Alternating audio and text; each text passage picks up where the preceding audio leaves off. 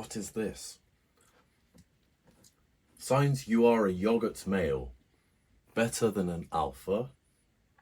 1. You are quasi-independent and don't conform to the rules of society. 2. You don't need a social circle to thrive. 3. You could be an alpha, but you choose not to. 4. You only shower on the days that start with the letter T. 5. You are the master of your own fate. 6. You edge 6 to 12 hours a day. Sounds pretty cool to me. Oh man, long time no see. I thought I'd make a video for you guys because, well, it's been a long time firstly, but I was upstairs in the attic or the loft or whatever you guys want to call it, and I came across this old laptop. Back in the days when netbooks were a thing. I got this when I was 15 back in 2008, and it's a HP Mini 2133 for all you tech heads out there. And I thought, you know what a better way to make a video, firstly to catch up, but let's see what's on it. Is it working? I opened it because, you know, I wanted to see what was on there, and it's filled with mold. It's been stuck upstairs for such a long time, and I thought, no, let's actually properly sit down and make a video on this. Give you guys a tour of what it is, the specs, all that kind of stuff. Let's get to repair it because the hard drive doesn't work. The BIOS screen loads up, but yeah, no good luck. So come on in if you like tech and all that good stuff, or you're just here to chill and have a good time. Let's slowly get into this tech repair and you know, edge ourselves into this type of thing. So come and join us. Some meditations, you know. Towers wisely. With great power comes great responsibility. Shout out to this guy. What's his channel? Colors.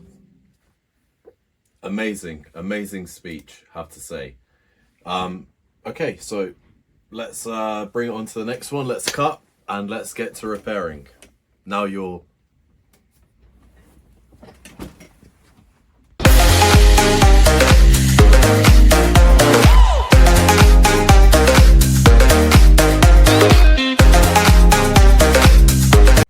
Okay, here we are. So I thought I'd just do a POV because it's a lot easier for this repair video. So here we are with the old 2008 netbook HP 2133. This was gifted to me, as I said, for my 15th birthday, and it is showing signs of aging, especially it's been on the loft. But look at this COOMER laptop, guys. Here's a big old reveal. Are you ready for this? For this cool... Oh, look at that. So much coom. Look at that coom. There's me. Look at that moldy ass trackpad. I don't want to touch my phone. Look at this. Look at all that coom. Look at that. That is dangerous. Before we start, let's just give this a good old clean, and then we can talk about specs and you know, all the other lovely stuff. So I think I want to maybe do the trackpad differently and not spread that, whatever that's on that. Let's just see if it's actually possible. Use a different wipe. Oh my god, it's actually stuck on there. No way. No way. Oh my days. The trackpad has oh my god, guys. The plastic has kind of come off. So oh, it's right in the crevice as well. Wow. This will need a deep clean. Oh man, that is horrible. Right, yeah, the trackpad plastic has actually started to come off. So is that actually, maybe that's not mold, maybe that's just the plastic aging, you know what I mean? Like it's just, which it could be both, I wouldn't be surprised. It's upstairs and the attic or the loft, and it's got no ventilation and such. I don't know if that's moldy anymore, guys. It could just be a clickbait title, but to be fair, whatever it is, that is not a health and safety thing to do at work. So I'm gonna get my wipes and we're gonna go around the rest of the laptop. We're gonna save that trackpad for later. Might even need to get a new trackpad for it then. So this thing, when it was shipped out with 1 GB of RAM of DDR2, and the processor is a VIA CM7. So this was pre Intel Atom, yeah, because the netbooks that people most remembered are ones with the Intel Atom, but these were before that, you know, became a popular thing. And this was actually shipped with a 1.2 gigahertz single core processor, and it was shipped with Windows Vista Business. Now, it was really nice features, the Aero and everything else when it came out, but I remember the laptop, it was just used as gaming on the side and MSN with very light use for internet and you know, Microsoft Word and stuff like that for schoolwork. It was very basic. I didn't make the most out of it because I just used it on the side compared to my other laptop and computer that I did use for heavier work. So it was great for an ally, you know, for something like on the side whilst you chat away and stuff like that on Xbox Live. You know, you'd have MSN back in the day, and that's all I remember using it for. It did serve a great purpose for that, but very quickly it did die out and it couldn't even run those apps. So that's why it was very quickly relegated to my loft. And then I found it again and I had to do a video on it, because this is just not just a state, but also a long time since we've had a video. So yeah, let's take a look at that processor again. It's got a very nice aluminum body, so it's a very good premium feel for, you know, such a low-end spec on the inside. But it's got a CM7 VIA or VIA processor. Did ship with Windows Vista Business, and I remember this thing just completely overheating.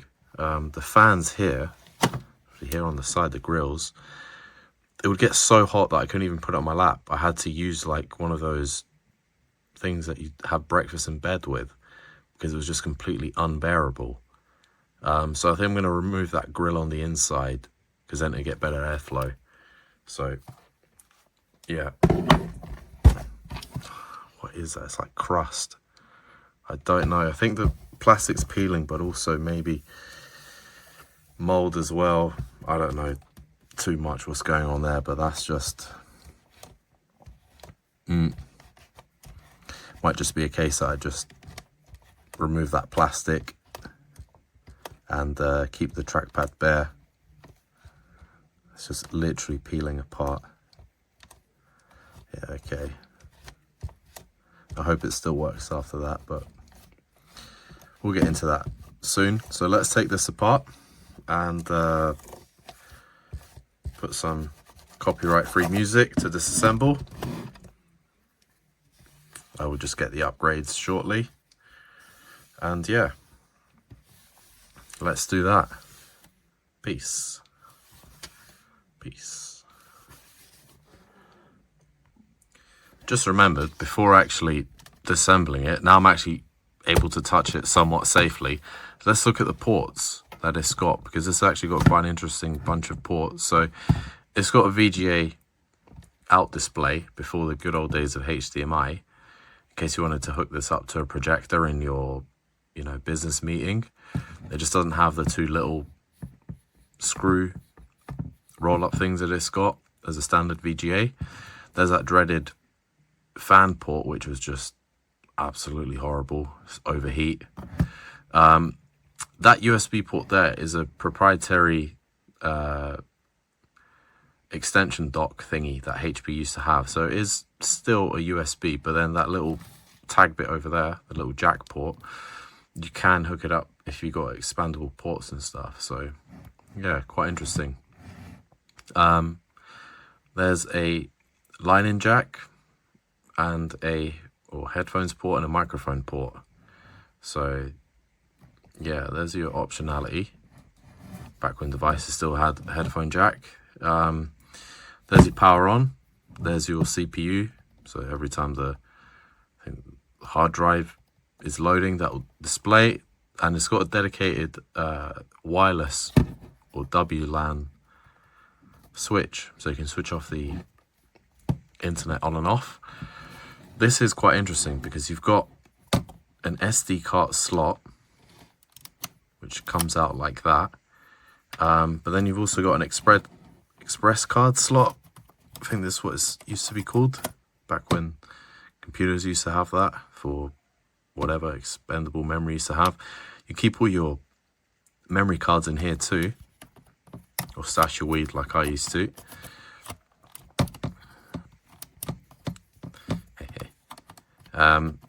And yeah, pretty interesting.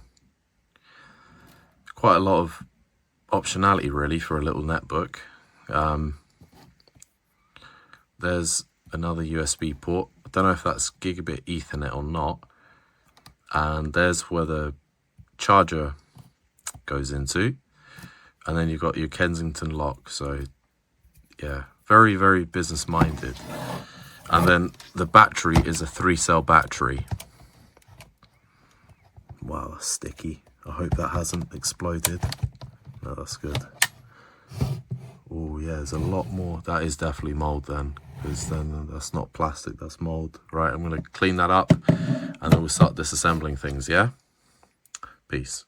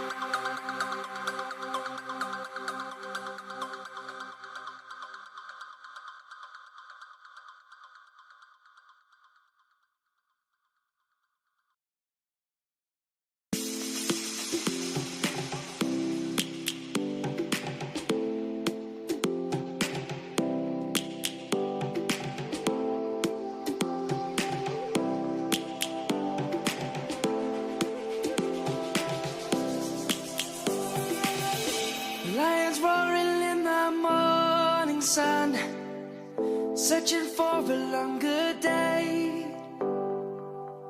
People feeling like the light has just come. We must never stop the way. Birds chirping and I hear my name, grasping into a life. Life is happy but it's so insane. We must merely make a start. Savannah, I'm coming home. Savannah, we'll never be alone. Savannah, the beauty of the world. Savannah, let's all take a walk. Savannah.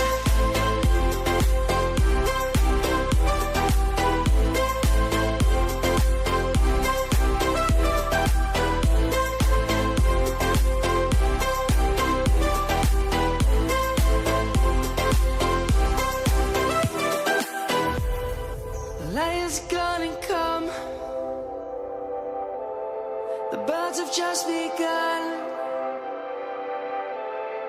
We will always take a stand for the people, for the land. Let's go back to when we were young. For the animals we stand. Let's go back to when trees were swung. Kids across the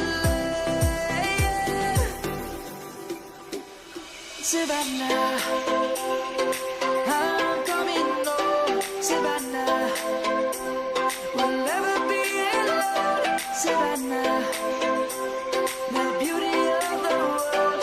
Savannah, let's all take a walk. Savannah.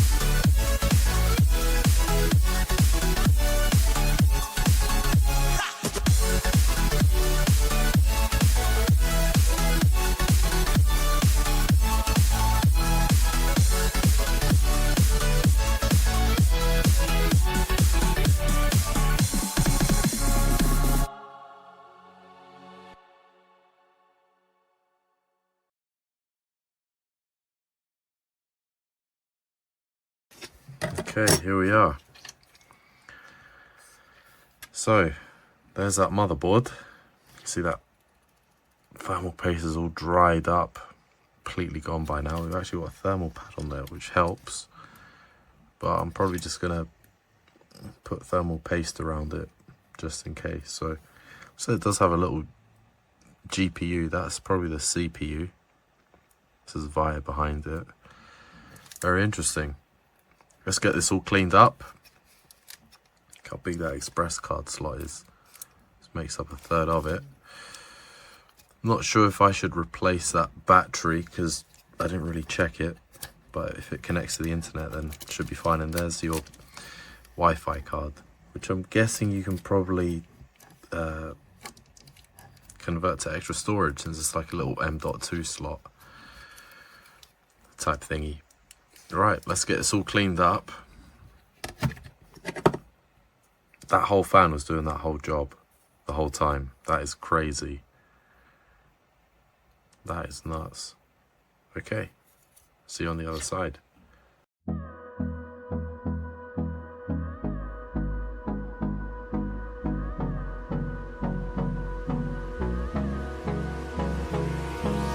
Hold me close till I get up. Time is barely on our side. I don't wanna waste what's left. The storms we chase are leading us, and love is all we'll ever trust. Yeah, no, I don't wanna waste what's left. And on we'll go, through the wastelands, through the highways, till my shadow turns to sun rays. And on we'll go, through the wastelands, through the highways, and on we'll go.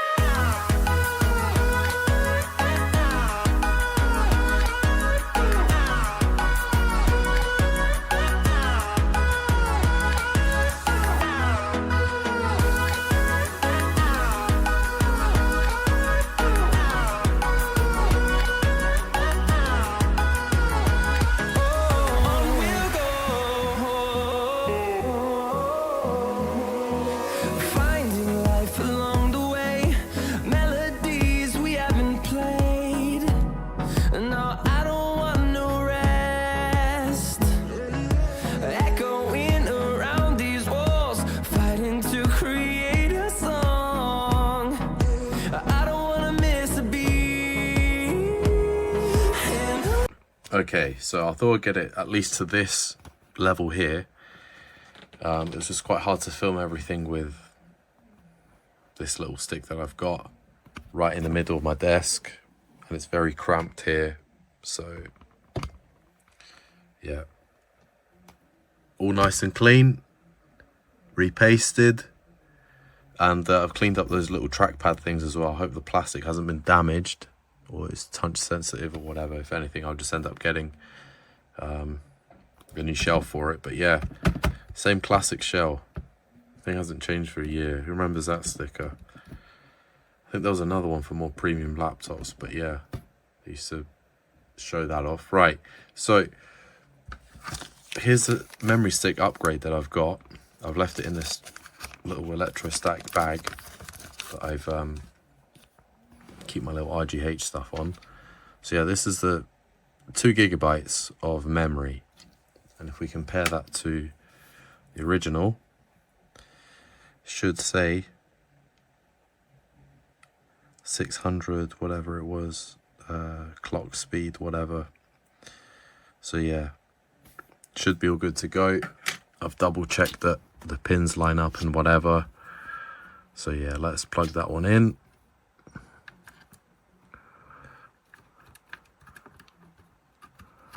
Let's get that nice, and I've actually upgraded RAM in this, such a small thing before. Have on desktop PCs, but not this one, so just bear with me.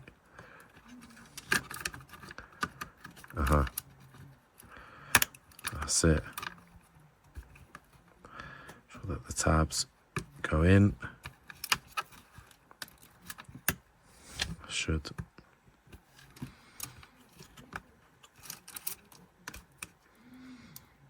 know if that has to be gone all the way in or if that's in perfectly or not. Does that scoop over?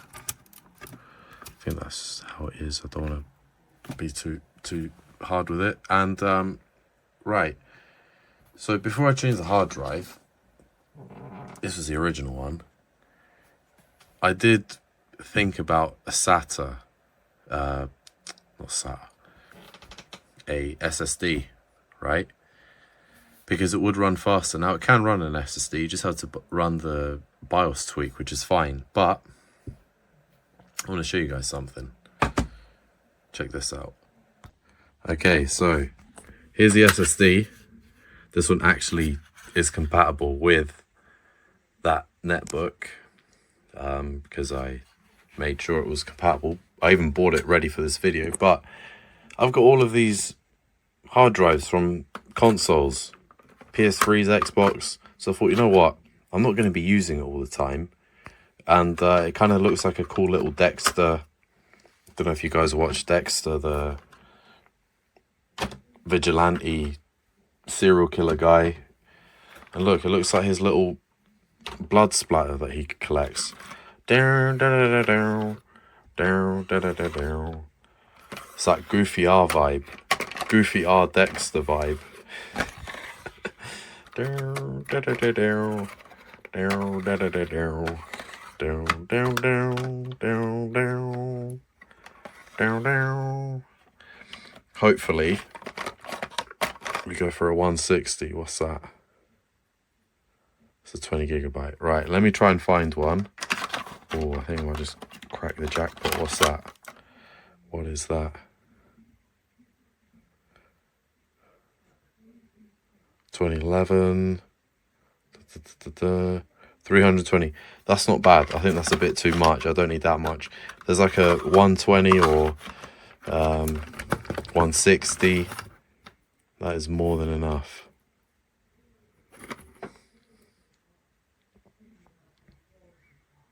Right, let me stop this video and I'll properly look for one.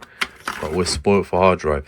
Mainly these come from the Xbox 360s, and I just crack the shell open and I swap them out. So yeah, we do have quite a bit of choice here, guys. 250. That's a 320.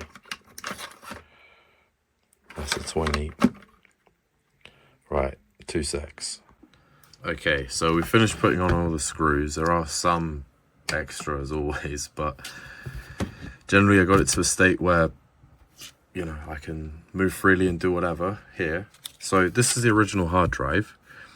It's a 120 Hitachi. These look really familiar. These look like some of the Xbox 360 120 gigabyte Elite model hard drive. So yeah, we're going to replace it with another one that I found on a 60 gigabyte console from the Pro Xbox 360 consoles. It's just that I don't really need that much storage, so I thought it would just be a good fit. So let's take it over here on the computer, and we're going to be checking this original hard drive to check the smart health data on it, because I think that hard drive is absolutely knackered. It just won't recognize anything. It's completely dead.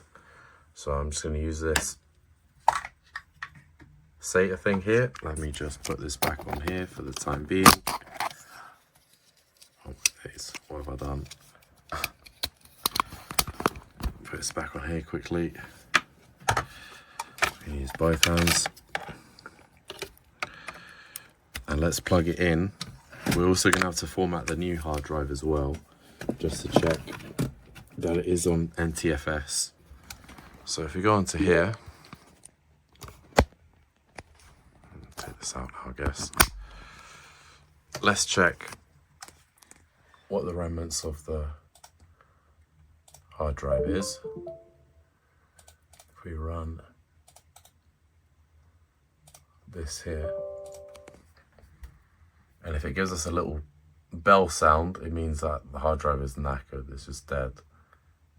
Wow, it's actually got good health. No way. No way it's got good health. Wow, so something else is happening there. Look, it's got that many hours. If I format the drive, maybe it's just a really bad format. Maybe we can save the hard drive and I can just keep it to 120 of the original hard drive then. But I think the hard drive was making noise, so I don't know. Maybe it's on a disk lock, because thinking out loud, HP had a feature on these business laptops that if you dropped it, the headers would lock. So maybe the disk drive the health is okay, but the headers are locked. So that's maybe why. So if we go on to disk management, let's see what happens. Yeah, so it's saying it's healthy online. Is it coming up in this PC? Yeah, something's not going right.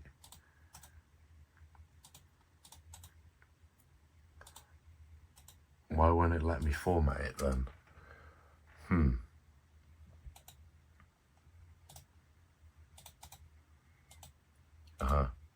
Delete volume.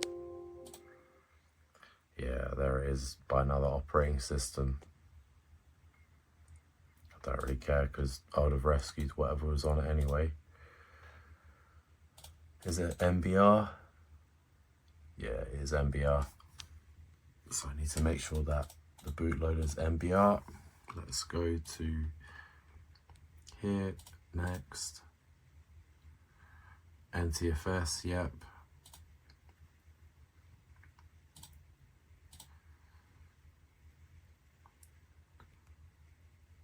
Great. Okay, so we got a brand new, and it actually did format it, so it must be working. Maybe if we just copy a document over just to test, if we just copy a file that we've got, let's say on JRunner, my latest, if this read and writes, then we're all good. Yeah, okay. It makes noise like it's working.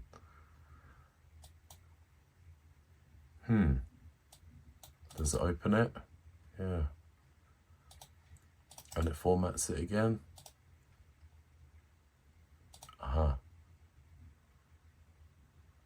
What's that? Refs. We don't want that. We want NTFS. Okay. It's showing up in my PC. Yep. All good. Okay. Interesting. Right, let's put it in. Let's put that keyboard on as well and take it on the next step. Okay, back. So, change of plan. We're going to keep the original 120GB model, and let's try and do this all in one go. So, put the hard drive back, then the keyboard, and then we can power it on and see. Maybe it was a dead RAM issue. Could be.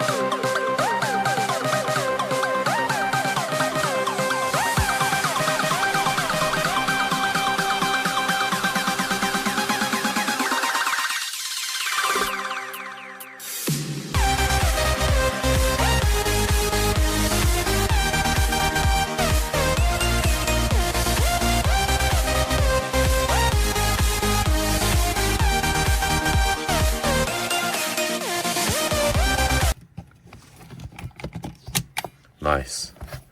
Yogurt mail fixes COOMER laptop. Well, at least refurbs it. And let's just do a screw count of what's remaining. These are all the consoles that I've got.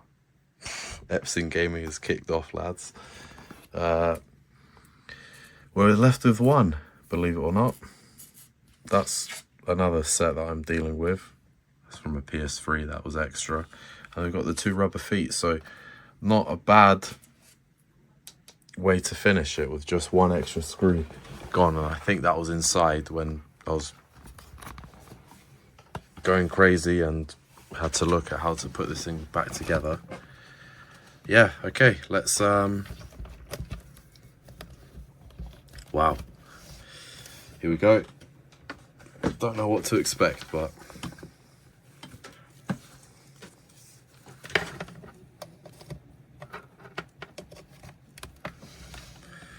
all from one boot. Let's bring it up here so we get a better camera angle. Let's see what happens. Oh, there's a blue light.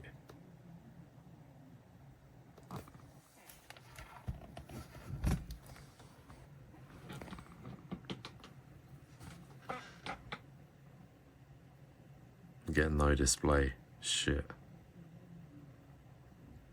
That's not good. That is not good. Maybe I chewed up the cables. The ribbon cable. That one that was there, that was really fucking shit. I might hook it up via VGA for now, just to get something instead of bring it all apart. Not good, but we got a blue light, so did something right.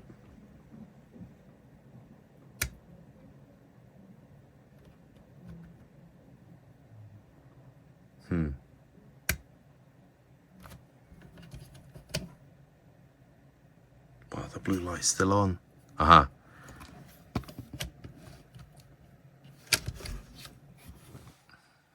So it's got no battery, no charge, of course. Been up there for years.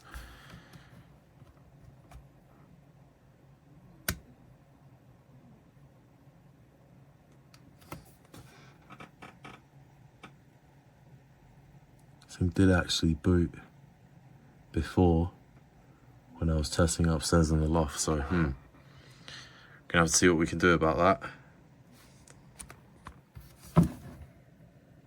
It is on, but nobody's home. I think I fucked up the display. It's not good. Right, let me see what I can do.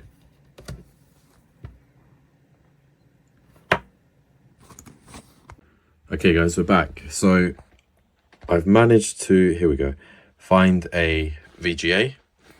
This monitor over here supports VGA, so we're going to do some fault finding. If we get display, that means that something's gone up with the RAM or the hard drive, but it means that the display ribbon cables are working. So let's just power it on and see. Managed to get some sort of display over here.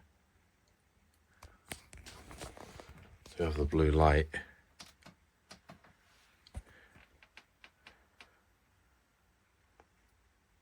I personally think it's a RAM stick because we changed the RAM stick and it just didn't fit correctly. I don't know, I've never changed a laptop one, so I think that's maybe why it's not posting or BIOSing or nothing, because otherwise we would have had some sort of thing here. Just had my dinner.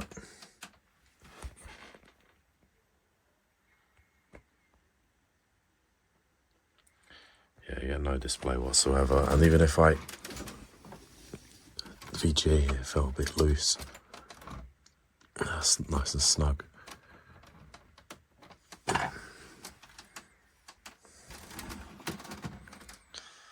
That's how we fault find. Yeah.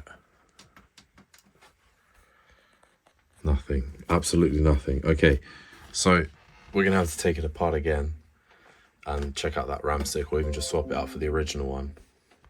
Okay, yeah, those RAMs are definitely not put on back together, so I'm gonna have to do this properly and not rush it. So just bear with me. I'm gonna look at how this is properly installed and then we'll come back. Okay, we're back. So let's try again with the RAM stick put in properly this time. Oh, yes, yes. Oh my God, that's such a good feeling. Yes, this is what came up last time. So let's see. Great. Display's all good. Yeah, it was just a RAM.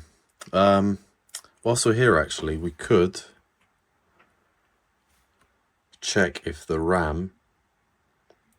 Okay, so we're going to put on a Windows version, which I'll tell you guys all about, which I've got all prepared for you guys. Let's switch this back off. Let's go into the BIOS settings. So I just want to check, it was F2. Was it F9?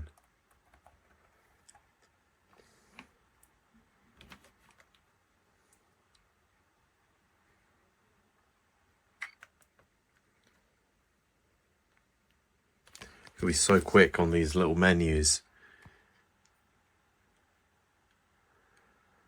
F11.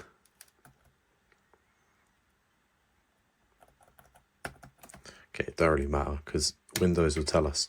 Let's put on a version of Windows, and what I've researched is that basically this Vista, not good.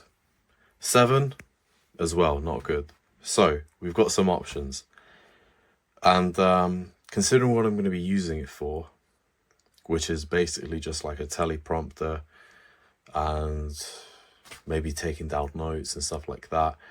I can't even run JRunner, which is some of the programs that I use for my console business, right? Pardon me, got some indigestion, just had my dinner. I was thinking about, could put Linux. I've had Linux before, that's fine. I just put Windows XP. Now, this actually does have great driver support for Windows XP, so we're actually all good on that department. But what version of Windows XP? Now, come with me and I'll show you something. Okay, so these are our options, and I've already decided, so it's not democracy. But the first choice would be the plain, trusty, reliable, and if anything happens, we can always fall back on this, Windows XP Professional Service Pack 3. Okay, now this is the, you know, the greatest choice for the hardware we have, the 1.2 gigahertz, and now the 2 gigs of RAM, which is a solid choice.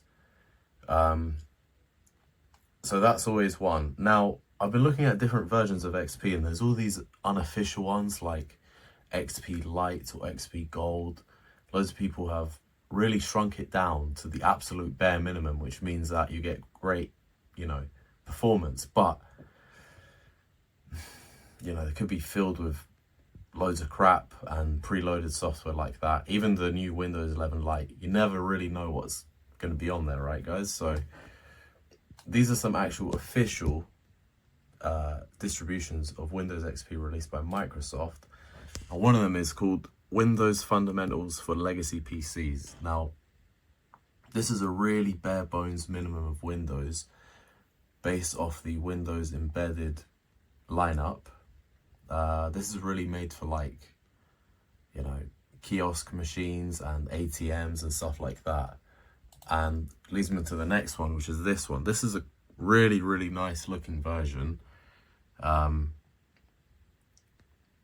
which is based off Windows embedded. Both of the last two options are Windows embedded, but they're just slightly different.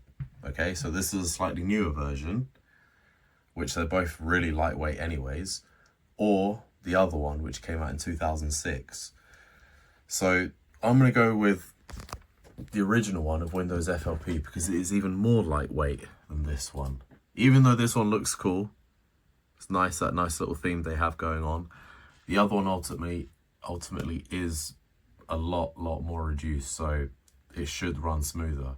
If that doesn't work, I go on to this, and if none of them work, then I'll just go back to Service Pack 3. So yeah, let's see how it goes on the install process. Okay, great, so we're ready. Let's start installing Windows XP. FLP, Fundamentals for Legacy Systems. Let's put a USB drive in to one of the slots. Wow, that's muscle memory. No, it's not that one. Oh, it's that one. Flipping out. Wow, close.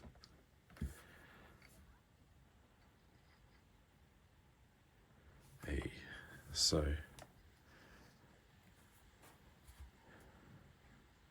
should recognize it. I've done it with Rufus. I made a bootable USB using Rufus, but might not work. Some people suggested to use Win from USB setup. So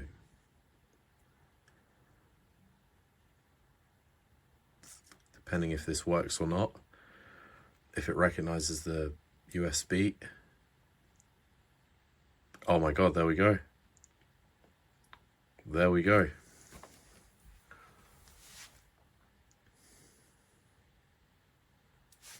Surprised there were so many comments on Rufus saying to use the other program to use it, but it kept giving a false negative whenever I downloaded it. Windows Defender, you know, quickly sprung up and said it's a Trojan or whatever.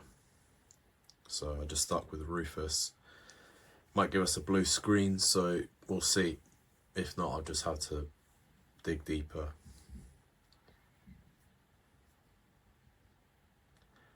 I'm going to speed parts up and then edit the video nicely as we go. There we go, we get a Windows XP. Not bad. Let's close that curtain just so we get a little bit more light in here for the video. Sort out the lighting. Wow, what's this? Enter chart to delete up to. There's our track. Oh yes, the trackpad is working. Wow. What is this?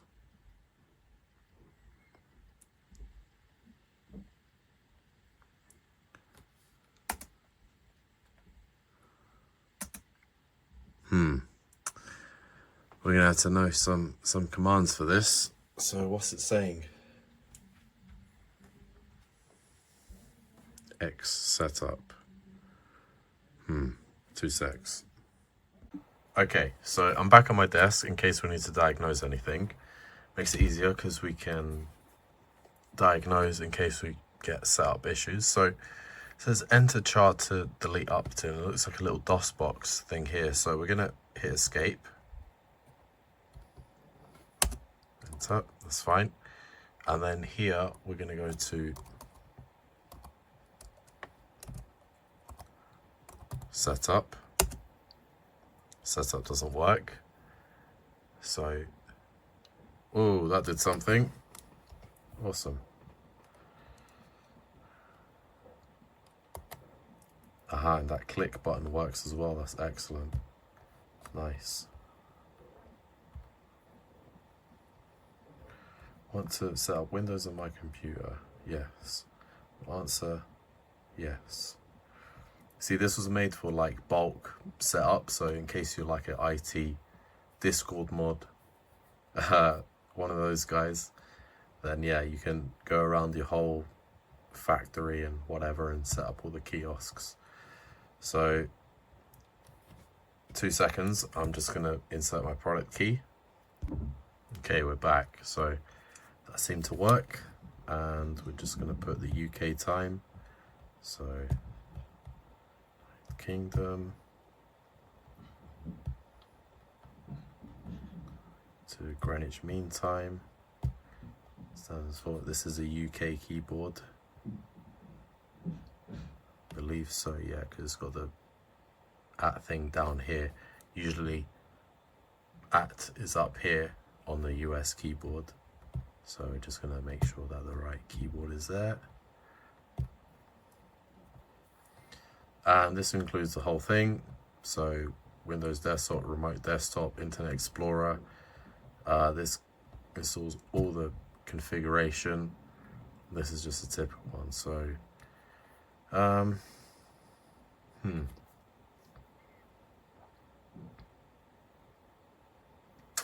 I don't know what optional things are.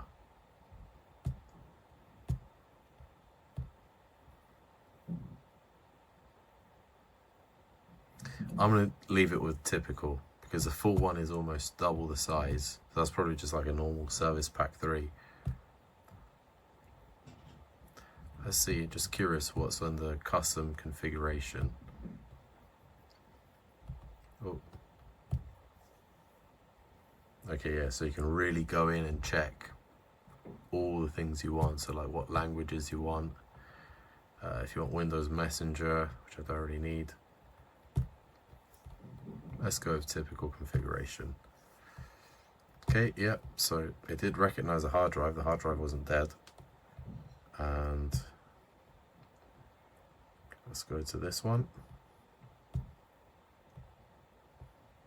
Okay. NTFS, yeah. Yeah, quick format will do.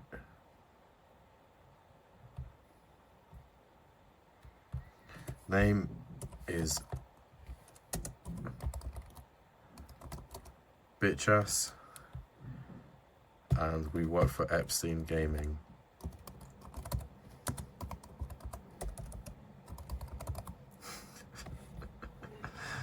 Look at that. Excellent.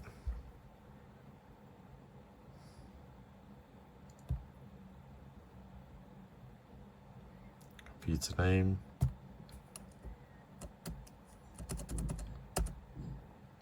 Not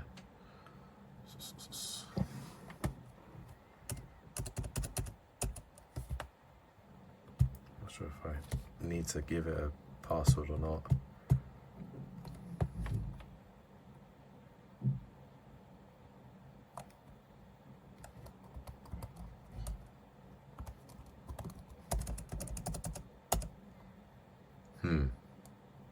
What should we call this computer?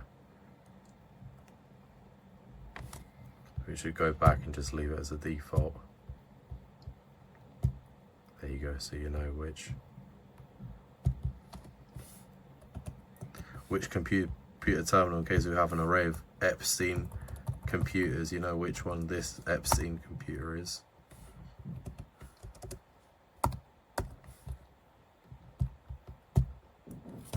I need to give it a password. Yeah, I do need to give it a password. Okay. You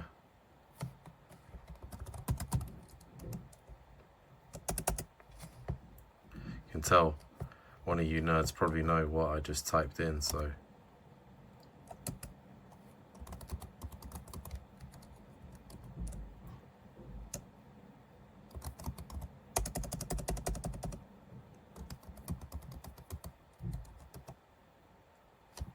Yep.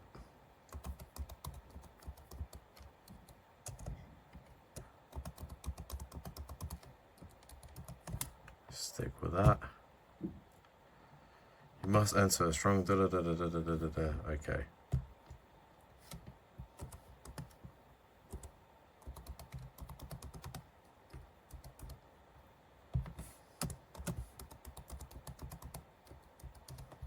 Let's try that. Excellent. Okay, so don't need that.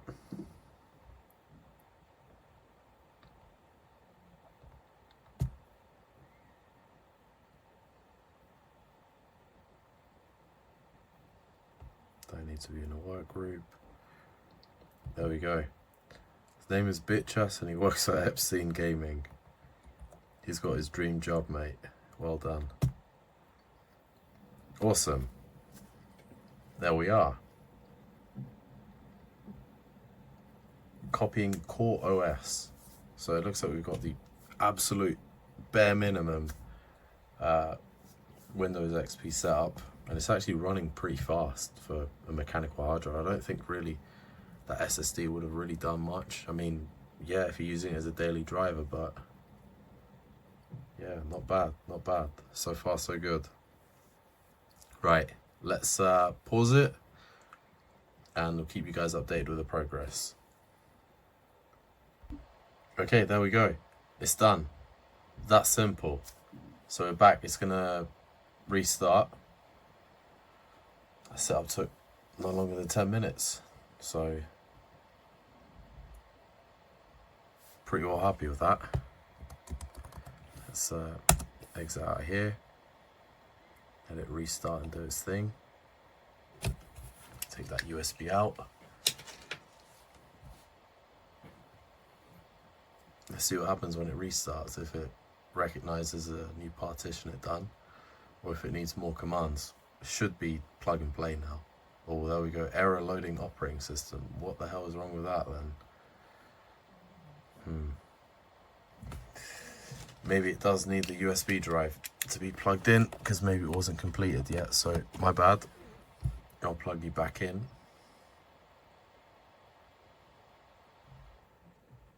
Those fans are really starting to kick in.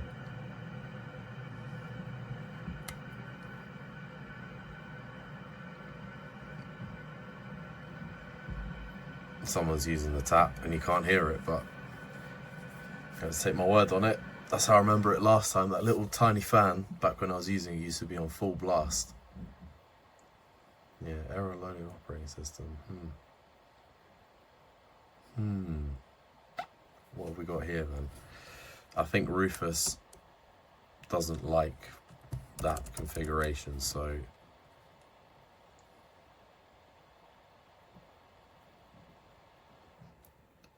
let me see what I can do.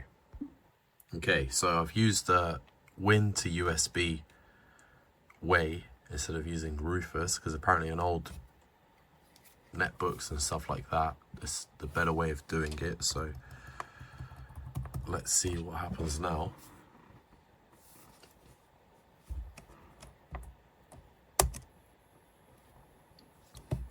That's different.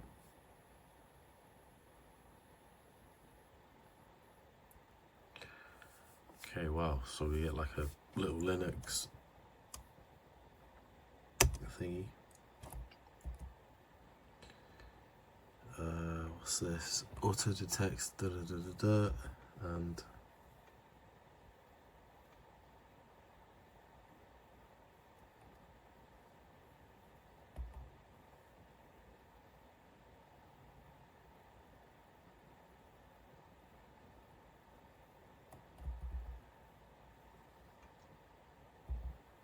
second part of the first. Let's try that.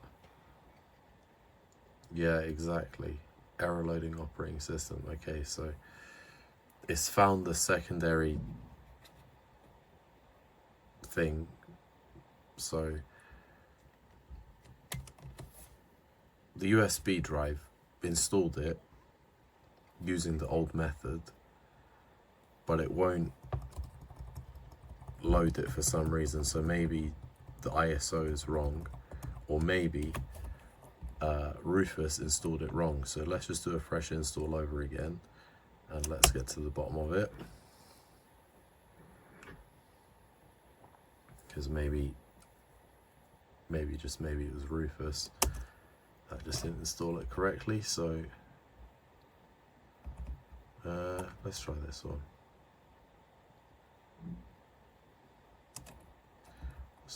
Through a disk.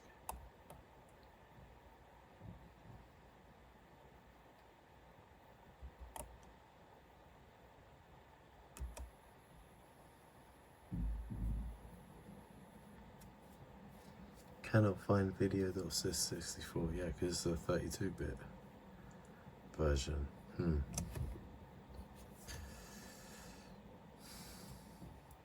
Okay.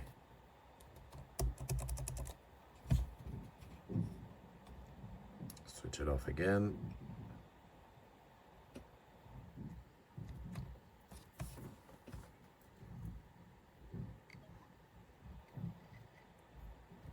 If not, we're going to have to do with POS Ready 2009, and then if not, we'll just stick with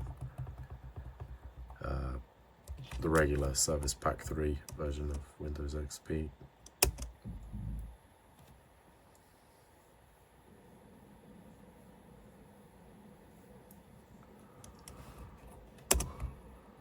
Let's try this one. First part of Windows from partition 0. That's as it normally was. File LAC could not be loaded. The error code is 14. Right. Oh, more troubleshooting. I think I'm gonna to wrap this up for now, guys, and carry on tomorrow. So it's about 9:30. So yeah, let's pack it up and continue tomorrow. Okay, good morning, guys. We're back. So just got a cup of tea here, ready to go, and found some issues. So we get this problem here that says that this file here could not be loaded. So I'm thinking, okay, could be the RAM, because we've changed that. So then I put the serial number of this one, which is our new 2 GB update, which has been really the only upgrade that we've had since we sorted everything out and refurbished it. And also, it could just be that it just needs a fresh NTFS format, because it's got an old version of that FLP on it. So I'm just thinking maybe I should put it back to 1 GB and give it a fresh hard drive and then upgrade the 2 gig stick after, or just leave the 2 gigabyte in there and give it a new hard drive format.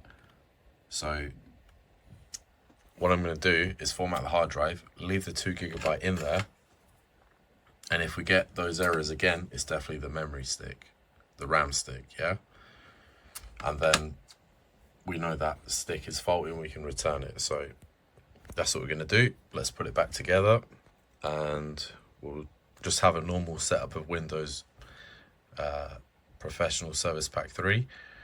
And then if we want to use the other versions, we can just mount the ISO inside of XP once we get it running, so that we don't run into any text-based graphical GUI blah blah blah blah issues on setup, because I don't know what I'm doing, and we'll just do it the noob way. Yeah, let's do that. Okay, so still having problems. I've formatted the hard drive completely. However, the setup is still thinking that there's an original version of Windows FLP on the system. So I don't know why. It should just say boot to Windows, but it's not working. Then I've tried Win to USB. I think it's just definitely the RAM, because it's just insufficient memory. So I think the RAM stick has died. So let's put the original RAM stick in, because that RAM stick has died.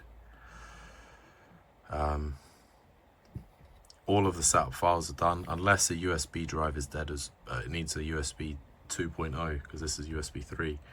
Could be some issues there as well, copying files over, but if there's insufficient memory, then it's definitely some sort of RAM issue here, I think. So it might have dodgy RAM. Let's open it yet again and swap it out. Okay, we're back. So we swapped out the 2 GB upgrade. Now was a good time actually to make sure that it was working, because I went way past the time it was allowed. This is the 2 GB. Allows me to. There it is. There's a 2 gig RAM stick. Now apparently, there we go. The clock speed is higher than what's allowed, but really, I looked at the documentation. It says even though it's not supported, it will basically go under to the values that it's allowed. So I don't know why that's happened, but if this doesn't work, then there's something wrong with the USB stick then. Let's see what's happening.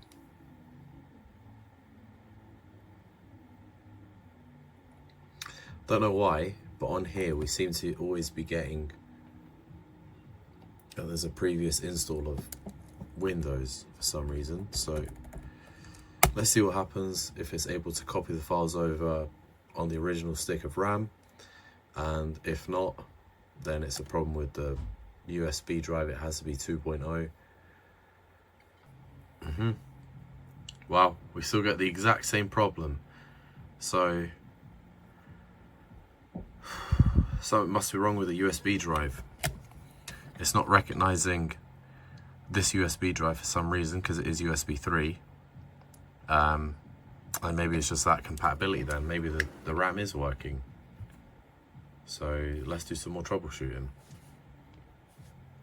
Okay, here we are. So there's some changes. I stuck back the original 1 GB. That still gave me the exact same error. So what I've done is that I've completely changed the flash drive. I'm still using the same USB 3.0 flash drive, but I just used Rufus because I didn't like that program. It just was clashing. Maybe I had some sort of conflict with my USB drive, but I've changed the USB location where I've plugged it in, and I put back the 2 GB because it seems like that had no effect whatsoever, and we get to see if, again, stress test it a little bit more. So let's just go with Rufus Plus, and I've never seen this before, so some good signs that we've actually got a bit of space for new content here. So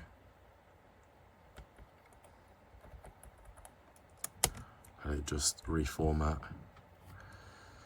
MBR. Yep, that's fine. Cool. Then I just do it all over again.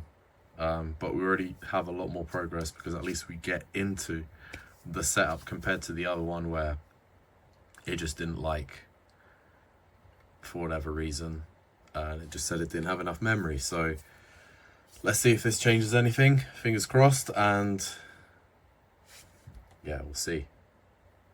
But so far so good, so fingers crossed. Okay, here we go.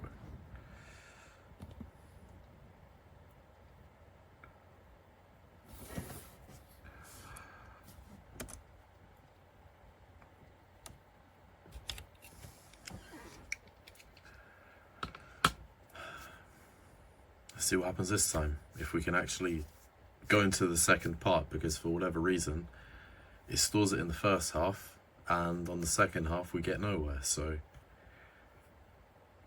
the furthest we've got was with FLP, so hopefully this time. And it looks like Rufus is actually working a lot better than the other program anyway, so let's stick with the Rufus for now, fingers crossed. I don't think we've been this far before.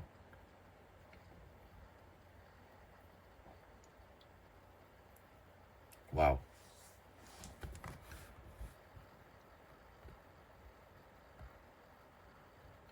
Okay.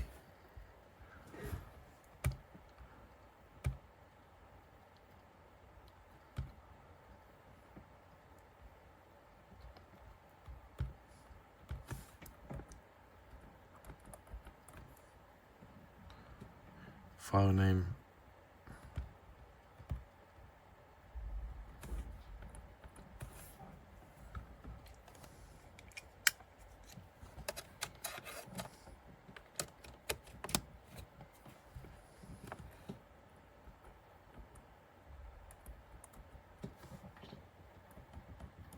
Are we able to refresh this?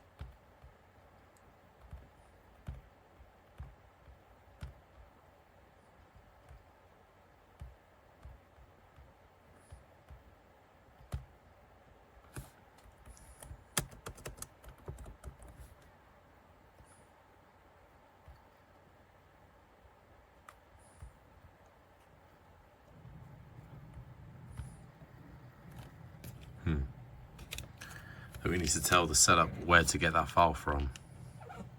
Apart from that, we might just need a command prompt, and it could be a simple fix. Seems like it can't find and rescue the files that it needs after that second screen, so don't know, there's always something.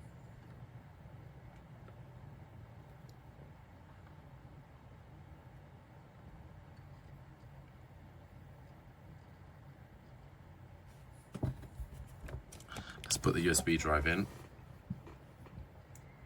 So maybe we get more devices. It says it was being restarted.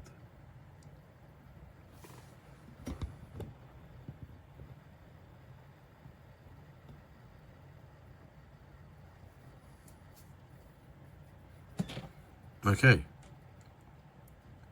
Yeah, it probably just needed something from that USB drive, so that's good. Once it in, once it out. So far, so good. And I think I'm going to stick with Windows Service Pack 3 Professional Standard Edition because it's just too much faff. And yeah, it's a shame because the other ones are more lightweight, but it's not really worth it, especially if I'm not using it that often. It's just to restore it. Great, let's do a time lapse. I'm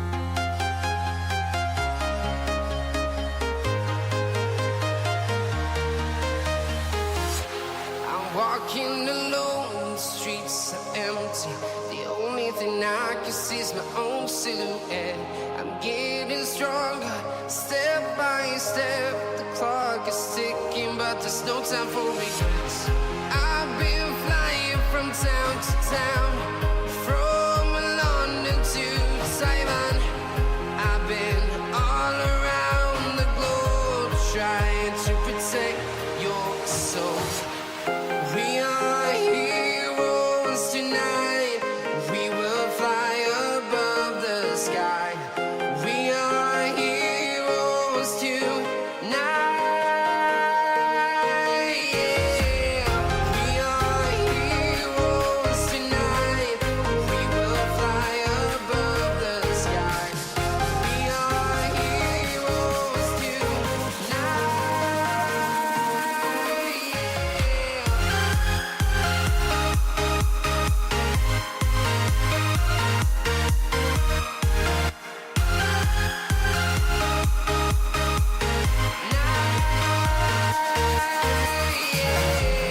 Feel like a dynamite, ready to explode right up in the sky. I need you to listen, I need you to hear, and don't show any fear. I've been flying from town to town, from London to Taiwan. I've been all around the globe, trying to protect your soul. We are heroes tonight. We will fly above the sky. We are heroes tonight. Yeah. We are heroes tonight. We will fly above the sky. We are heroes tonight.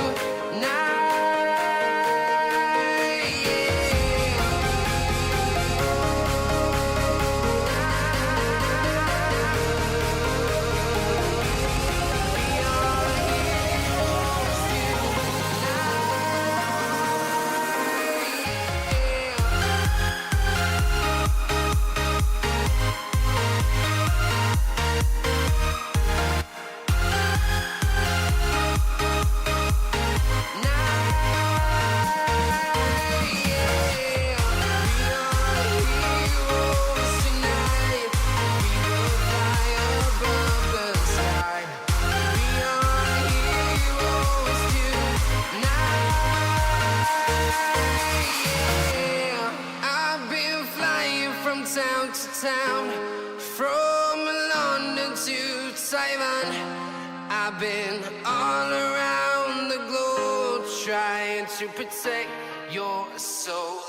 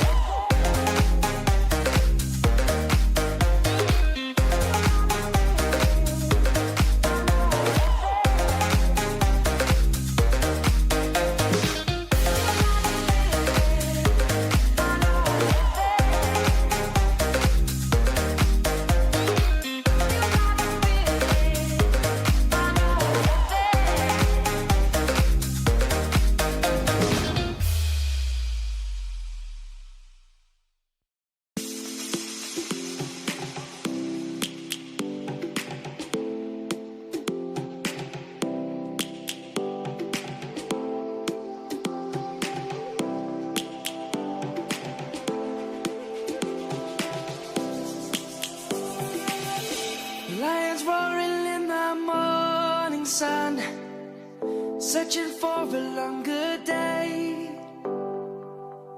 People feeling like the light has just come. We must never stop the way. Birds chirping and I hear my name, grasping into life. Life is happy but it's so insane. We must merely make a start.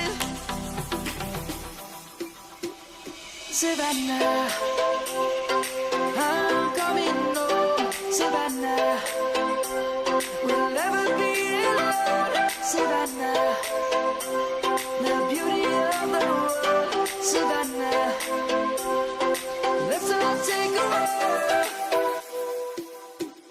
Savannah.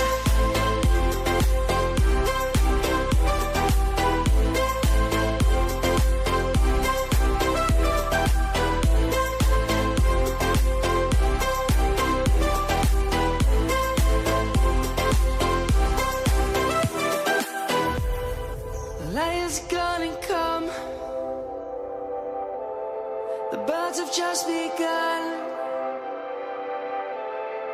We will always take a stand for the people, for the land.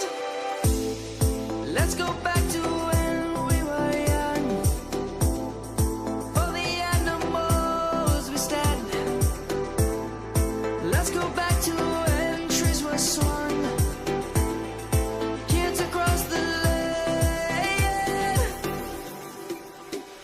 Savannah, I'm coming home. Savannah, we'll never be alone. Savannah, the beauty of the world. Savannah, let's all take a walk. Savannah. Oh wow, here we go. Oh, finally. It's a long old process. It's a lot easier now to install operating systems on a computer, but here we go. Do we have sound?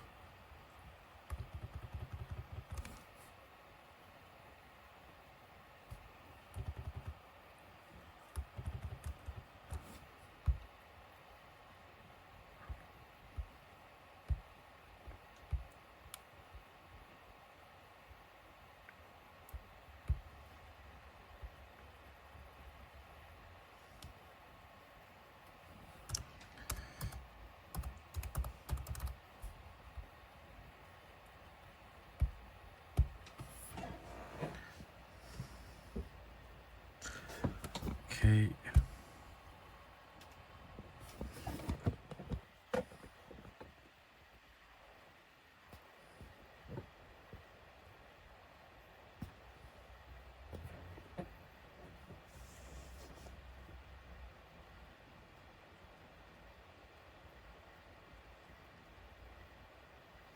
What I'm going to do after as well is close everything up and hook it up via VGA so we can do the rest on the big screen, and I can probably set this up because right now I'm balancing everything together. Here we go. Here's our first boot. And every time you log in you get that infinite motivation. What are you doing, bitch ass? Why are you not getting on the yogurt mail grind set? There we go. Job done.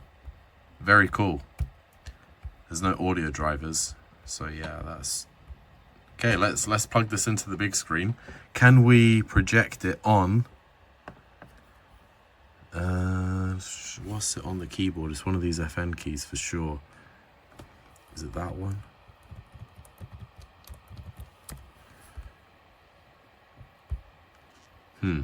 Okay.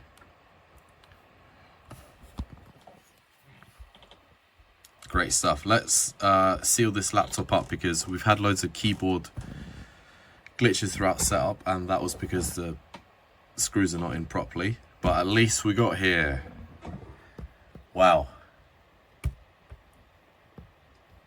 Not bad, not bad. Cool.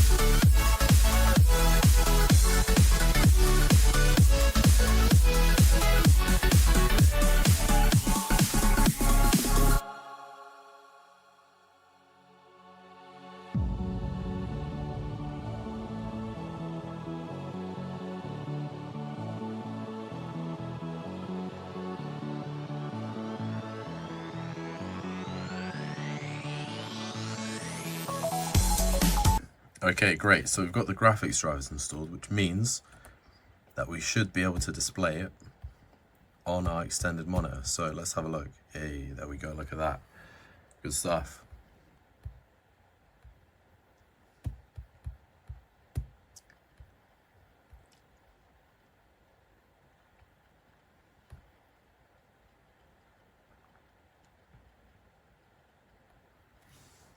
Try that again.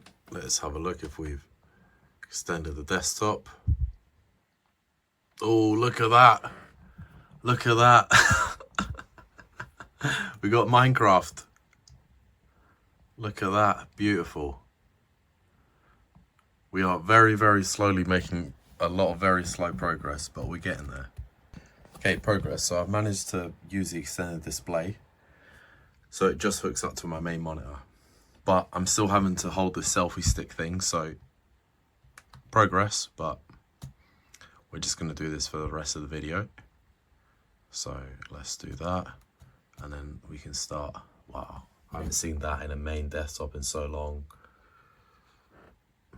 That is pretty cool. These desktop backgrounds are built for CRT monitors. That's so blurry on here. Aha. Here we go, we've got Wi-Fi. Very cool. Okay, so I've installed the drivers for the touchpad, but we're still getting that weird glitch. So I hope I haven't broken a ribbon or something, a ribbon cable, but seems like I've got to go back in there and see what's going on. But at least the drivers are working. Now let's hook it up to Wi-Fi. Let's expose this old machine to the internet. What's going to happen? Okay, yeah, just quickly, let's look at the specs on my computer, just so I can show you guys something.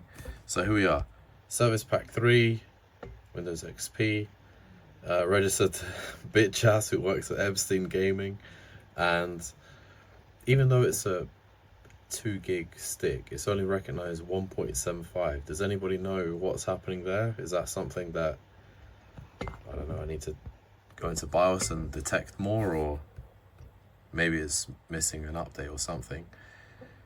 Speaking of which, I'm going to go to Legacy Update, just so it does that. So this is a great web page, which is community hosted, and there's a lot of good work gone into this. And usually updates for, systems like this are taken offline, and, understood it's for security stuff. So what people have done is that they've found a way to get the computer to get back the Windows update. So if you head over to this website, legacyupdate.net, we'll be able to hopefully download some of these updates. Yeah, there we go. Damn, it's connected to the internet on this old COOMER laptop. Wow, I've not seen that in a long time.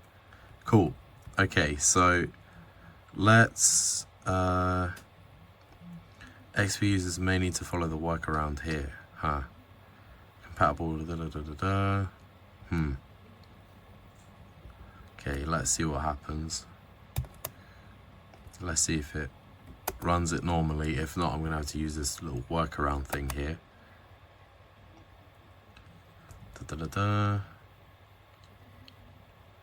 Enable Windows embedded. Configures Windows update enabling. Yes.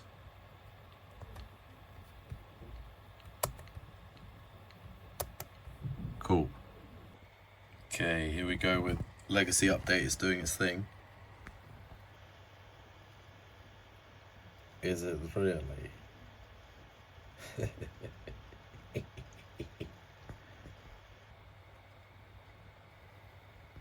Okay, update. So I've taken it apart yet again, even though the RAM sticks and whatever are fine. But look at all this gamer gunk here. I think this is the reason why the trackpad keeps clicking by itself. It's definitely not a driver issue. I've got brand new drivers. All this gunk, all that kumbaya was stored up in it because the trackpad was rotting apart. So yeah, it's definitely clicking. It's making a contact in there as well somewhere. So I'm just gonna get this all cleaned up as much as I can.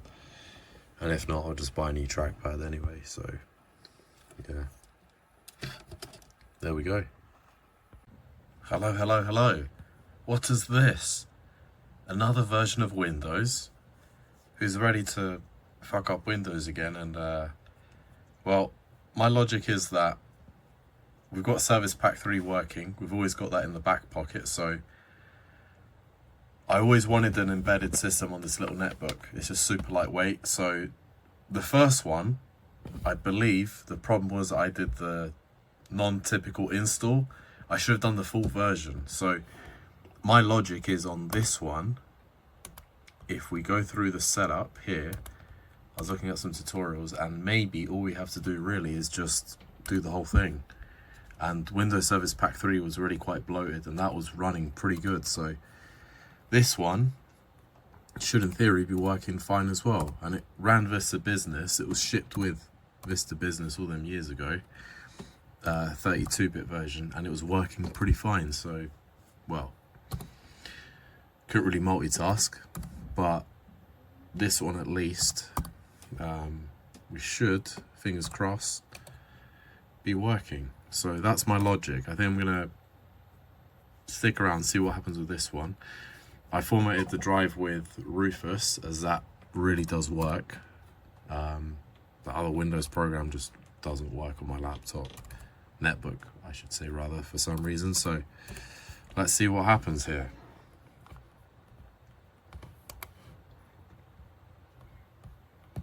Yeah, sign my life away. Our favourite part. How many times we got to see this? He's a bitch ass who works for the best company in the world, founded by yours truly. What will we do if we get this on a public registered company on the stock market, lads? How about that? That'll be a dream come true. There we go. So, that's nice. Let's just leave it as it is. I'll install the drivers after. That's cool that you can preload the drivers, to be fair. And we'll just do another time lapse of how things go. So let's have a look. Yeah, that one. Could partition it, but YOLO. Let's do a fresh wipe. Partition. Yep.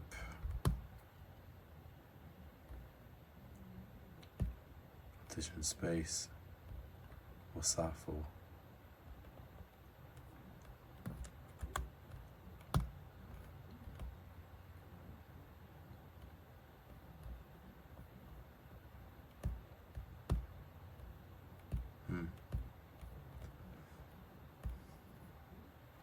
with OCD, just wanted to get rid of that last little thing. Enable file and folder compression. I mean, I'm not really going to be using this that often, so it doesn't really matter. Unless that does something with the speed performance. Let's go with that then, and call this the volume. Yeah, let's just leave it like that.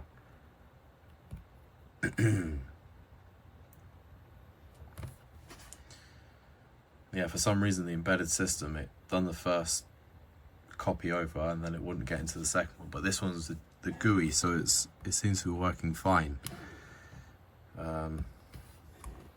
Whereas the other one was text-based. Default languages, no. Complex, no, don't want that. Kingdom, GMT. Yeah, let's do, there we go. Perfect. Let's do a typical install, because last time I think that's where we messed up and it just maybe didn't install the right parts of the setup. And number two, maybe we needed another command prompt or something for it. So let's just go with typical, because that isn't too much anyway.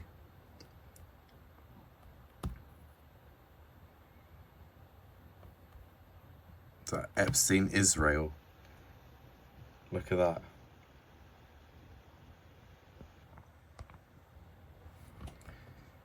What are the chances? What a coincidence. I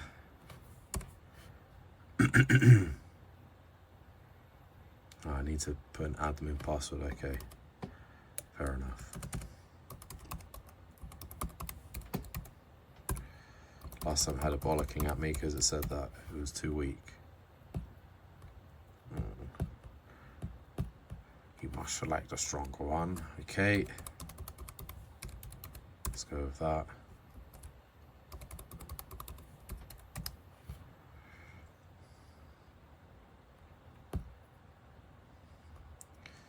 Don't need no network. Okay. Stall. Here we go. Nice GUI setup. Let that tick over and we'll catch you guys on the other side.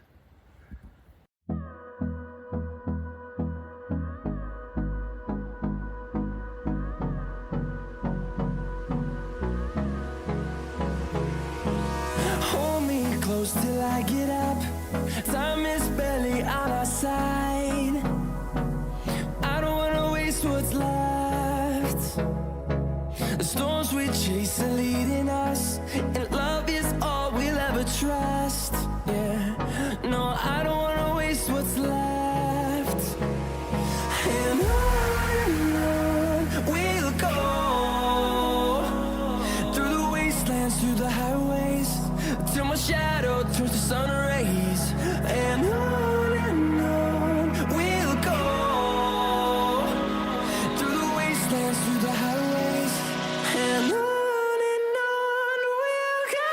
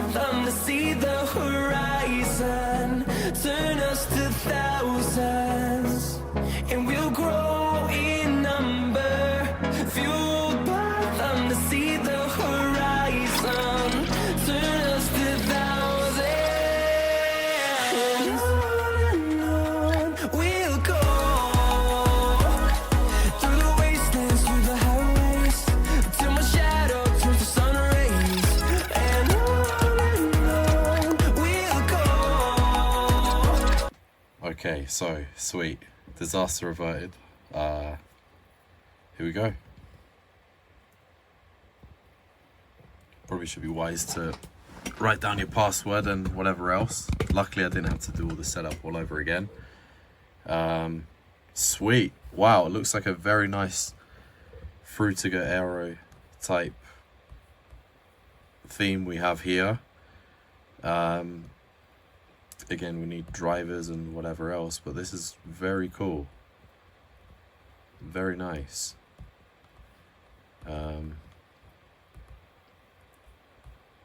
Very minimal. Look at that. Look at that compared to the last start menu. We don't even have an on-screen keyboard. Wow. No on-screen keyboard.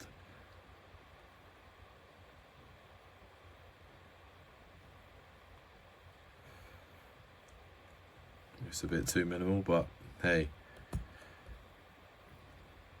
that's what we like. So, okay. And I'm not called bitch ass. I had to type administrator with a capital A. I googled it, and that let us log back in. So let's just look at the specs, just to show you guys. Not manage. Properties, there we go. Okay, yeah, so actually it's got the water stamp correct. It's Windows embedded, POS ready 2009, second version 2.0, service pack 3, registered to bitch ass who works for Epstein Gaming, and there it is. So we're running the 1.2 gigahertz processor, and even though we got 2 gigs of RAM, I'm guessing some of that has to go to video memory, so that's why it's 1.75, but it is definitely a 2 gig of stick RAM. Very cool, very cool, very not cluttered, and this is like the latest bleeding edge version of Windows XP, and it runs very, very quick. That is extremely responsive. Nice. Okay, so let me install drivers and I'll come back. Yeah, very cool. The yogurt male is not preoccupied with the thoughts of the plebeian, whether the delicacy in front of him is goislop or not. So, let's enjoy the goislop. We've got our drivers here ready, installed. It's looking nice. Now we just need the security updates. So we've got the nice goislop, yogurt male, who does not conform to the rules of society. Let's finish up. Let's clean up the house. Let's get this laptop done. And this legacy update is great because it spans from, I think, Windows 2000, so it has to be an NT-based system, all the way up to, I think even people use it on Windows 11. But the thing that's great about it is that really old computers are locked out of Windows Update because they stopped supporting it. I'm guessing this will even be legacy on Windows 10 at some point.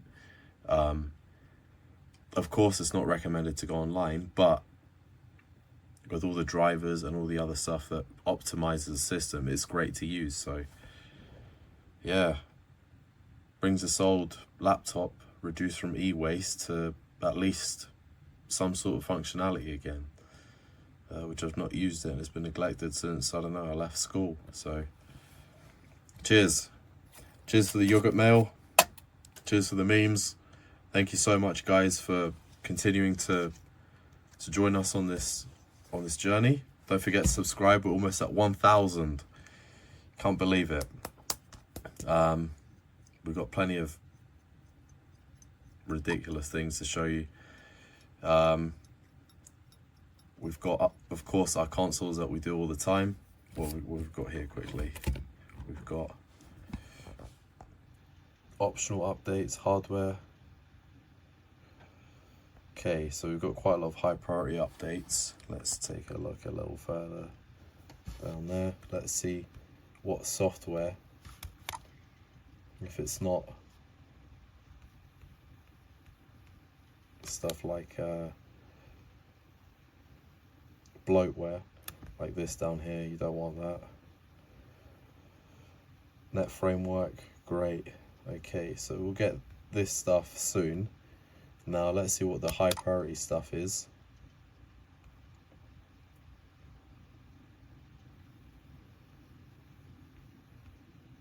Okay, yeah, so we've got all our high priority updates here and Visco.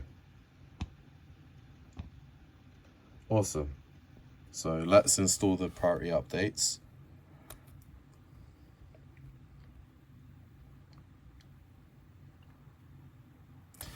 So it's called WES09 and also POS ready. So I'm wondering if there's another distribution.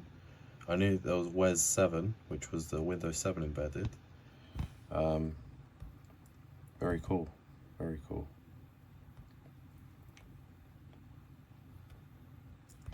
So yeah, we've got a 240 to install.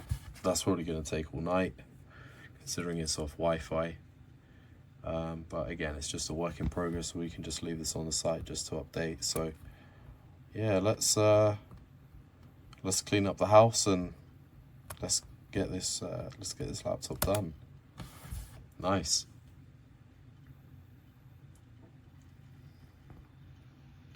It's nice because it's got the old GUI, the graphical user interface, but it's got its own. It doesn't rely on Windows Update like it used to have its own program, you know, inside control panel. This has got its own program, I guess. I think also there was Windows Update and there was also a Microsoft Update at some point as well. Like there was a thing in the start menu. Just look how small this start menu is. I just can't believe how this is how computers should be, let alone for a netbook or something. I know this is just my rambling, but you know, if you're going to ship a netbook with a 1.2 gigahertz processor and barely a gig of RAM, then really something like this is ideal for it. I don't know why you'd put Vista Business on it, maybe for BitLocker or something, but yeah, look at that, it's uploading really fast, downloading all these updates. I guess they're a couple of megs, but yeah, not bad, not bad. Really cool operating system. There's a couple of things that I want to test out. Of course, we can test out a couple of games or whatever. But really on this channel, I like to fix Xboxes and stuff. So I wonder if it will run some of our famous, you know, Xbox 360 related programs that the service repairmen like myself use. So we'll do that. Cool. Let's keep it rolling, and we'll check back in after I've been distracted from my yogurt. Okay? Peace.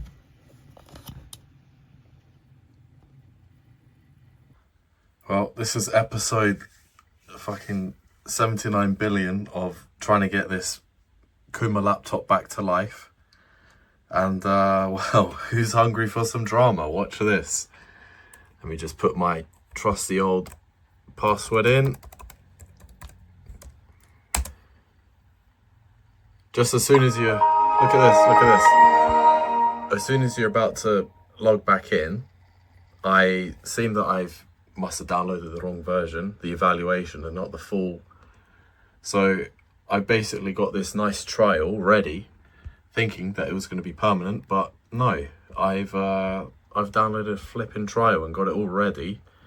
So yeah, I'm just gonna scrap this and go for Service Pack 3, because all these little versions, they're just, yeah, it's not working. Ah, gosh. Well, I'll see you on the other side. Let's just get trusty old Service Pack 3 running. Look, you do this. I can't even be bothered to figure it out. the performance isn't even that much compared to Service Pack 3. You press OK and it just boot loops. So yeah, you can't even log in and activate it, or I'm sure you can. There is some sort of way to convert it to the full version. I can get into safe mode, but again, I think just another clean install. Yeah, it goes through all of that, all of the drivers, all of the updates, and yeah, it just breaks. It was a 14-day evaluation. It wasn't the full version. Such a retard, it's unreal. What a waste of time. But at least I know now, third time lucky, to get the COOMER laptop up. The yogurt mail doesn't give up. So let's show you again what happens. Yeah, so you log back in, and then it just fucking boot loops on you with that. So yeah, fuck off, you bloody wanker.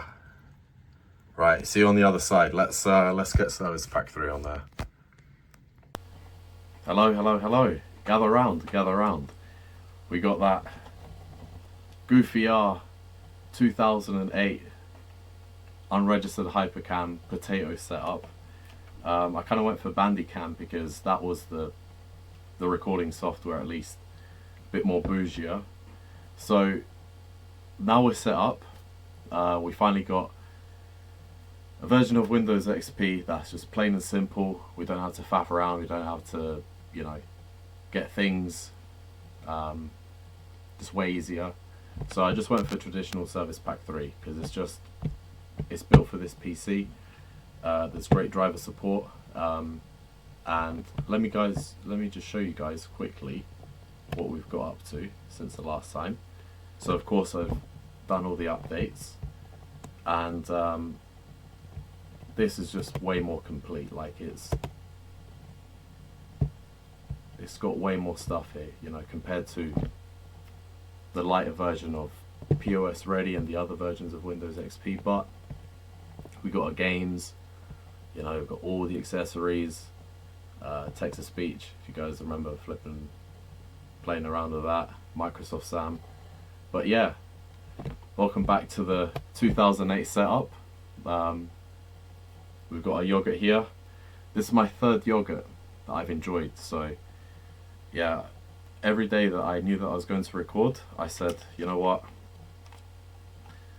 we went for a Muller corner. I went down to the shop every day that I was going to record, and the cashier clerk was like, why the fuck are you buying so much yogurt? Like, 3 days you bought yogurt. And yes, you want to be that guy that does this. You sit opposite people in the lunchroom at school and you go like this, you go, you what, mate? If in the yogurt mail cares about stuff like that and social norms,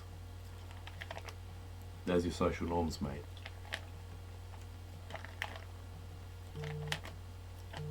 Chad social norm. Okay, let's mix this up.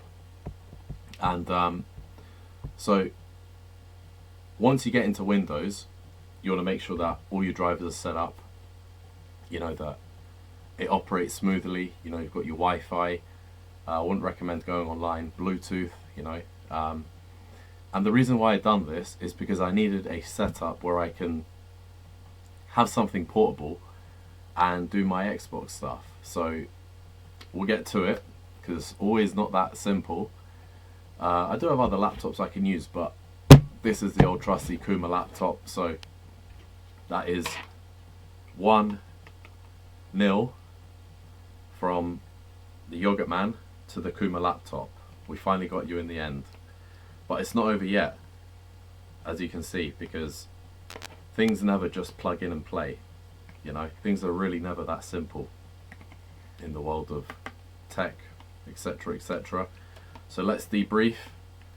Let's have some trusty old yogurt. This yogurt is strawberry flavour, for those who are curious what yogurt the yogurt mill consumes. Very nice. So, if I ever recommend anybody doing something like this, I'd recommend starting out with making sure the operating system is running smoothly, doing all the updates. Head over to legacyupdate.net, get all your updates in, and you can see here we've got, you know, just junk that just clogs up the system, like Windows search. Don't really need that. I don't really need an antivirus, so that hogs up space, and then, you know, MSN and stuff like that is just really not needed, so it's just extra space on the hard drive. Once you get all that done, the reason why you have to get it all done first is because we want to run programs, okay? And not every program is designed for Windows XP. So when I want to run my JRunner, this is the whole series, will it run JRunner? And it won't, unfortunately, because the program that I use to service the 360s, if you look at the requirements here, you need to at least be on Service Pack 2 of Windows Vista and have a .NET framework. And this computer is just not up to scratch, yeah? So it's got the system specs, you know, it's got CPU and whatever else, but it's just too old. But when Hackerman finds a way, Hackerman will do so. So let's see if we can get this thing running to be our little portable JRunner machine. And how would you do that? Because whenever you try to open it, it is a valid Windows 32 application. We are running a 32-bit operating system. However, the system requirements are not there.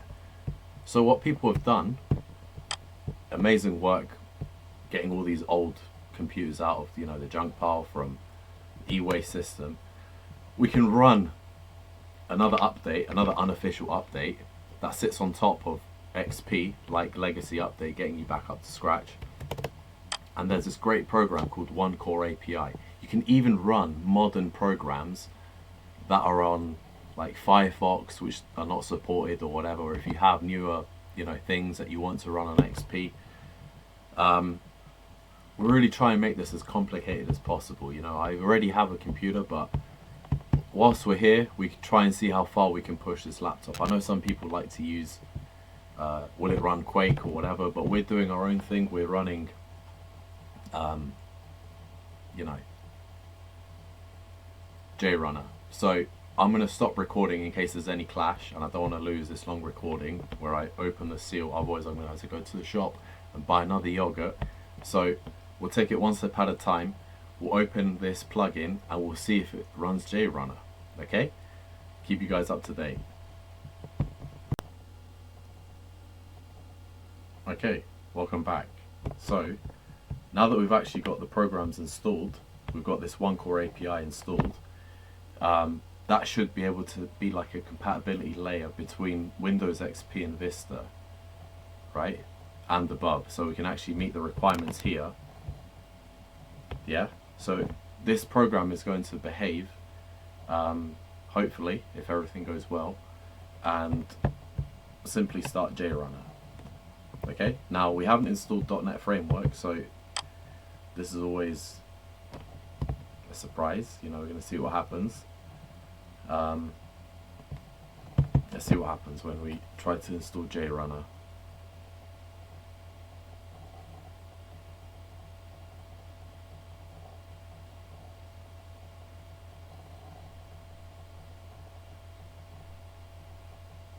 Thinking about it. This is so slow, it's unbearable. I don't think this is going to be a main laptop really that I can do this kind of stuff. The last thing you want is like a freeze on when it's writing a NAND, because then it would just break the whole system. So it's really trial and error, but we're really trying to push this laptop as far as we can go. It's just having problems opening it. It's recording plus maybe trying to set something up. So let's see what happens. You don't know if it's opened it or not because, aha, we have our answer. I thought it was a UAC, user control thing. Are you sure you want to run this? Came up, but no, it's just this. So, okay, well, it's not working because it doesn't have .NET Framework. Okay, so let's put .NET Framework in here. Let me go get that from the PC and we'll plug it in, install .NET Framework and see what happens next time. Okay, so now we have the programs. There's one last thing we can check before we actually add the .NET Framework, just to really try and push what limits are needed for this. And if you generally want to open a program, what you do is you run it under compatibility mode. And that's with all version of Windows, right? So if you've got a Windows 10 program and it doesn't work there, then you can run it in compatibility mode. The great thing with this API update, it runs alongside XP and you can go up, right? Not just go down like you generally would with other operating systems, but look, we can go all the way to latest and greatest. So maybe if we run it like that, something could work, right? Maybe it would say, hey, look, you need to install .NET Framework or something. So let's see what happens there before we actually install .NET Framework and if it will run. And the same with .NET Framework, if that could run normally or if it will need Windows Vista. So let's keep the experiment going, see what factors are yes and no. And yeah, it's getting really laggy. The quality here doesn't help, but whenever you try to record, you have to bring it to 15 frames per second, and the quality has to be like 640 by something, so it's not even HD, it's not even 720p, the recording on YouTube, but this is again the maxed out spec that we can do here, so yeah, I won't try and run that again because it will just crash. Back out of that. The fans are kicking off, it's just max. If we go to task manager, it's probably 100% load on the CPU, but yeah, that looks like it's going to crash. I'm going to wait for it just so I don't have two programs running side by side. So let's wait for that to crash out. And if we go on here, let's see what properties is this running as. OCA. Okay, good. So we're going to leave it as stock. See if the API picks it up that it needs to be, a different program. And then if not, we'll give it the right requirements to then run with all the different results of the experiment. So I'm just going to give up on that. It's taking too long. Let's try and run this as standard XP and see what happens.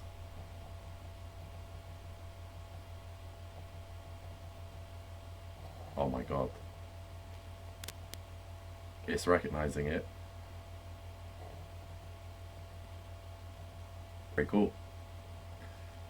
Generally as easy as that, but because there's a dependency on the package, it crashed out and it just sends error report because it doesn't even have the requirements for it to run. So I can see why JRunner is crashing, but with this it should work once it's got that compatibility layer and dependencies installed. Then we're all good. I've actually got some NAND dumps here as well. So once we do flash the NANDs, we're going to see if the program actually works. Yeah, so I've got two serial numbers up here from previous consoles that I've jailbroken. I don't have a console on me we can test at the moment, but one step at a time. So yeah, this is really, really slow. Okay, I'm thinking I'm going to save it some bandwidth and come back and see how the .NET framework 4.52, let that do its thing, one step at a time. And then I believe after you install that, you also need a redistributable C++ package as well. So we'll see what happens, but it generally isn't one dependency that it needs also another package on top of it as well. But that should self-extract from JRunner. You don't need to find this one on the internet. Let's keep it going. It seems like I've stalled enough time for it to install.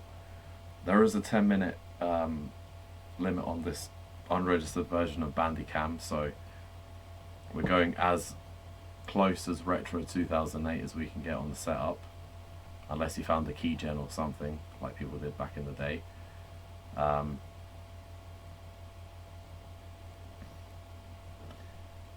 Please don't crash, please don't crash.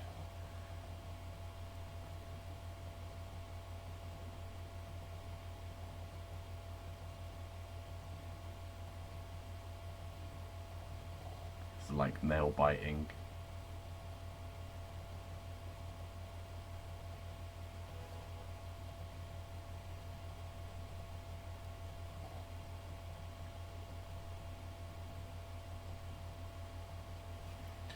It's too bad I don't have any yogurt to calm down the nerves.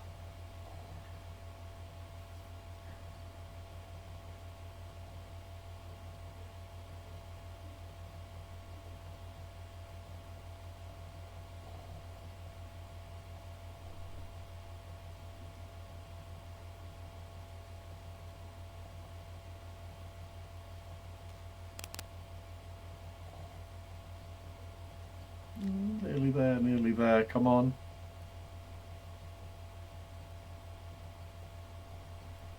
Yeah, I didn't stick a SSD on this one because I'd rather use that SSD on another laptop, so we're just running off an old mechanical hard drive. You can really hear it, you know, doing its little sounds, bless it. Trying to keep it as stock as possible to 2008. Using the exact same hard drive as we've discussed that shipped with the laptop, so yeah. All these years I thought it was a bad hard drive, but when I switched it on with all the mold, the RAM was fine as well. It just looks like maybe I tried installing an old version of XP and I didn't know how to do it at the time, so it didn't have an operating system.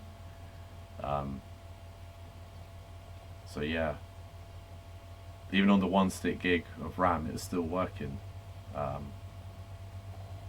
But this is like the maximum upgrades of the 2008 vibe that we can give it. Okay, so it looks like we've got an installer.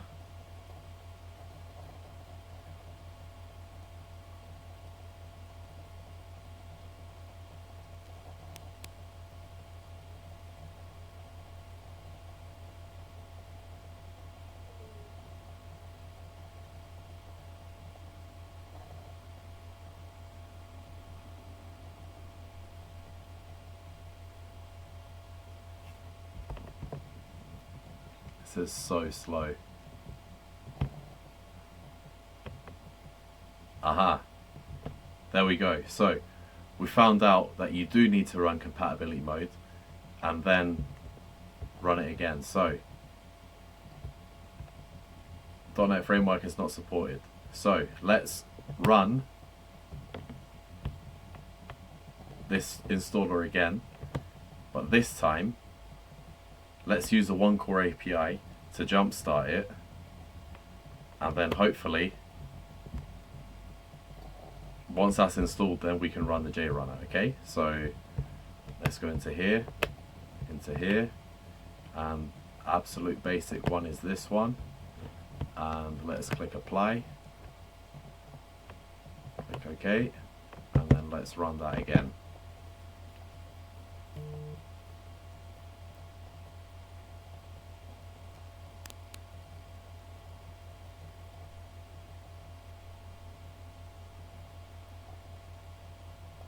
Okay, so I'll resume the video once again once we get that completed near the end, and we'll check in again.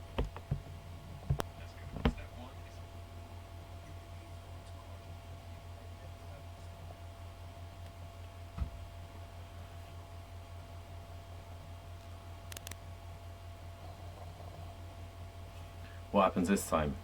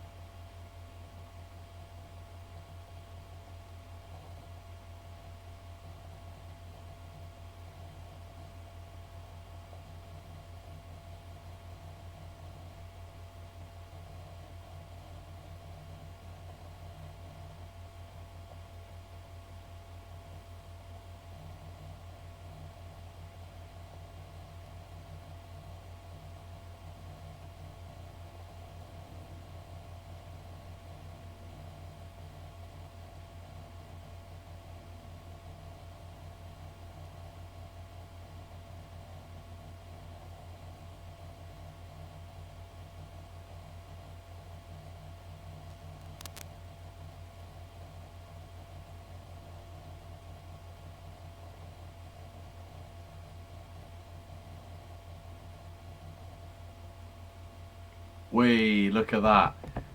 Look at that. We're getting there. We're getting there. Slowly but surely. We got a stable XP foundation. Good update install. Good driver support. So far so good.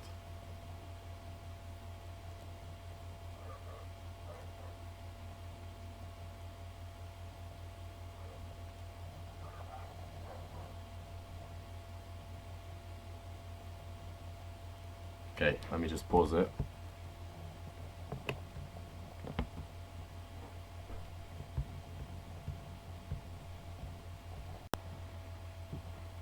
Okay, right. This is yogurt number 4. Yeah, so looks like we're all done.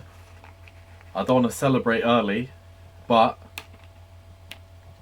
I've got full confidence in this, so we can safely say it should work if we follow all the instructions. And cheers. Got to maintain eye contact to assert dominance.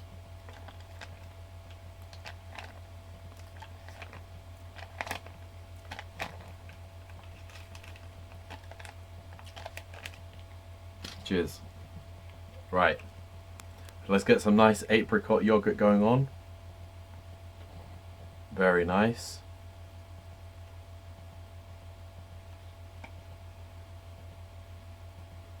So, I suspect a couple of things should happen now. And that is that the program should run under that drop down menu of compatibility menu.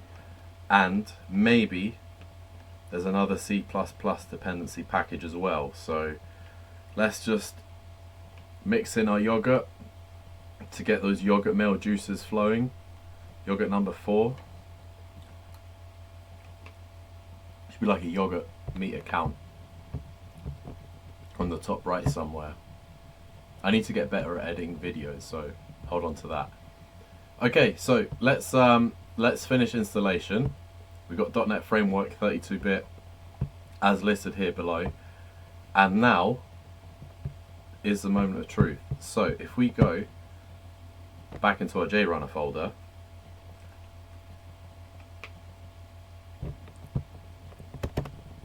the magic question is, will it run JRunner? Here's the moment of truth.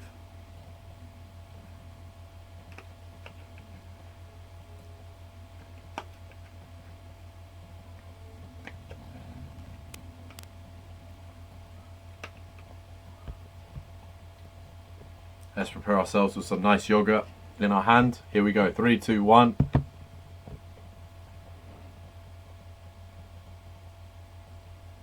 I haven't even checked the compatibility files as well. I've just left it. I don't know if it's not on Service Pack 2 Vista or if it's we don't know. So there's one way to find out. We're going to leave the settings as they are and let's see what happens.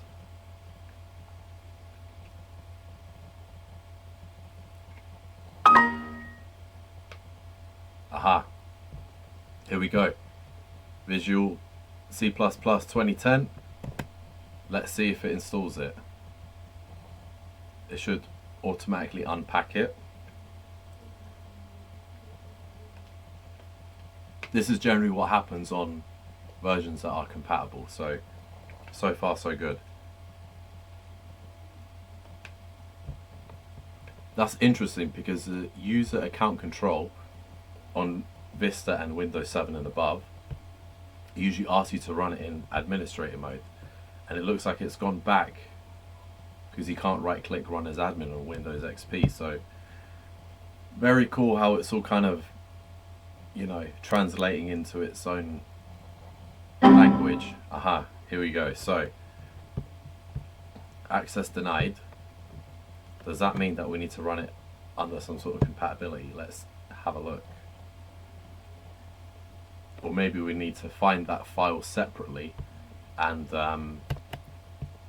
aha, so it was running under Service Pack 2. Interesting. Let's leave it like that.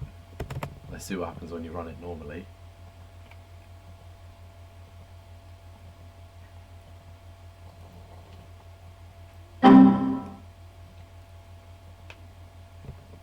Okay. It's giving us a different error code this time, but if we find that package file, maybe it's not inside of this version of JRunner, I'll download it separately. I'll make a note of exactly what we need about Windows 7. Let's run it with Windows 7. Might make a difference here. Let's see what happens.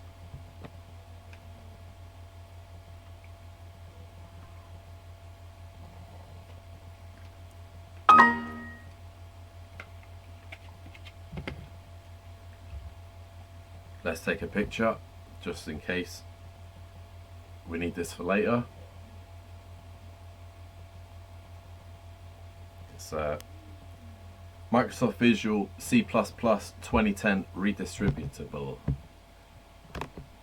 and then it stops on that. So maybe that certain package isn't inside of JRunner and we need to download it separately. So let's do that. Probably give us the same error code this time. If it makes a difference with Service Pack 2 Vista or Windows 7. Yeah, okay, it doesn't extract the file. So let's try and download that separately. I hope I haven't celebrated too early, but it's good to consume yogurt for the Maymays. Right, let's get back to it. Right, so let's try it again. We're slowly getting there, and yeah, this is the package dependency that it's asking for. I got the 32-bit version that it's asking. Let's see if it does whatever without compatibility mode, or maybe this is an XP thing anyway. So we'll install that, and then hopefully after, now it's got all the dependencies. I won't talk too early, but we'll enjoy this nice consumed goy slop and see if it's going to work.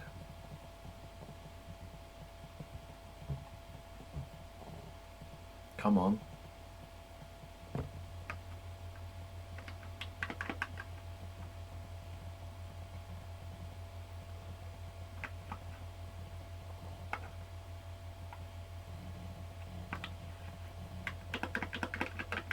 Aha.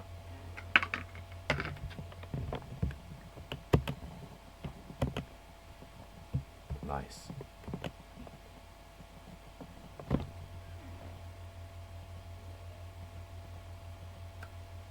So far, so good.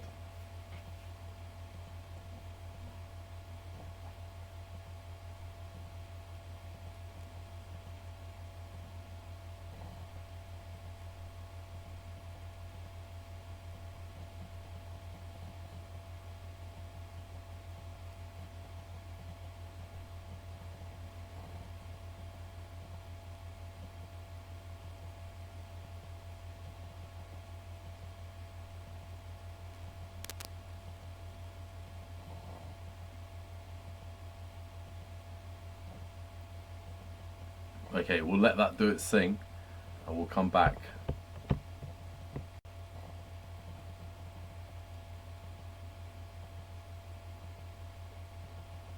Hey, there we go, there we go. Okay, so now we've got all the dependencies. Now, after all of that, all of the upgrades, all of the service, all of the updates,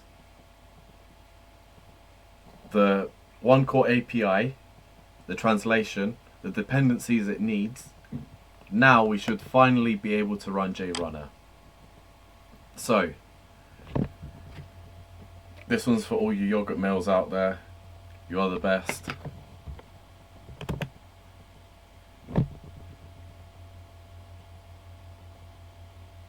What's going to happen? Is it going to run JRunner?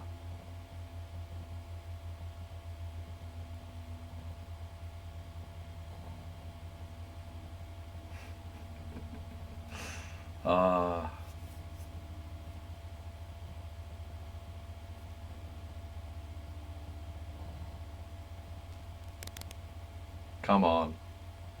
Come on.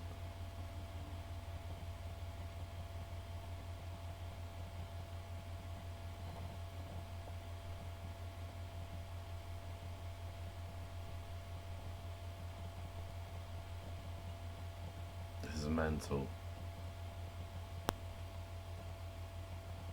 Okay, so we've made the full restart. I did actually see the JRunner logo start, but I think because, let's be honest, the computer probably needed a restart after all the packages were installed. And maybe there just isn't enough RAM on the system, do you know what I mean? So I switched off the Wi-Fi just to save as much. There's no low battery mode and all that stuff, so I can't run any power settings just to give it more of that oomph. Let's go finally into JRunner and let's see if it's going to open without hesitation. So it looks like it does want it in Service Pack 2 at least, because that's how I saw it last time. Yep, okay, that's good. Here we go. We got the timer, which means that it registered the click.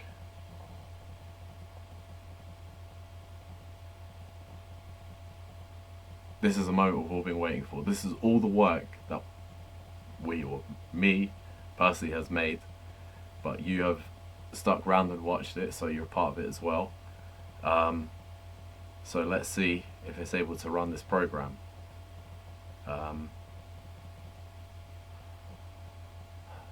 If it's gonna run like this, then you know it's just not really worth it, because I need something portable then and there where I can just switch it on and quickly flash a couple of nans. So far not so good.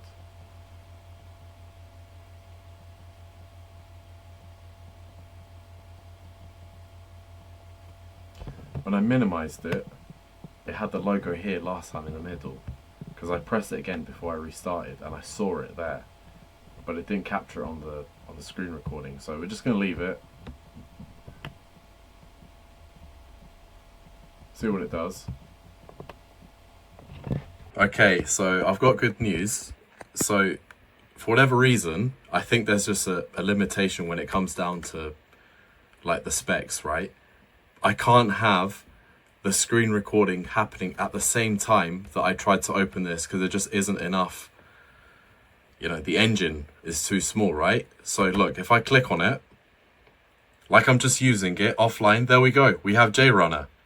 Yeah, we have the program running after all that. So now I'm going to go back into the HP Mini, the COOMER laptop, and I'll start recording there again.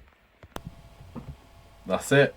We finally got there in the end. So this is everything that I wanted. I wanted to get a PC, a little, you know, portable workstation that I can go around and, you know, I'm not always at my desk, so I could be somewhere else and I could be RGHing, and something ultra portable is always what I needed for a setup. So really good news to see how far we could really pull off this COOMER laptop. It's a small engine, do you know what I mean? It's a little nippy 1.2. So let's see if the program would actually work. I've actually got some here, so if most times I won't be screen recording, so yeah, just not enough size to screen record and show the reaction, unfortunately. But yeah, let's pretend like we're going to be flashing a NAND here. Hopefully it'll run a bit more faster, you know, without the screen recording. Let's check this one out. Let's get this one. This one should be a Trinity, I think. Is it going to load it?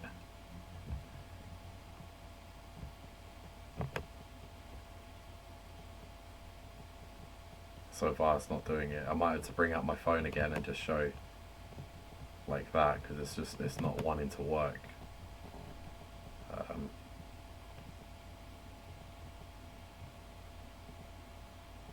think it's just maxed out.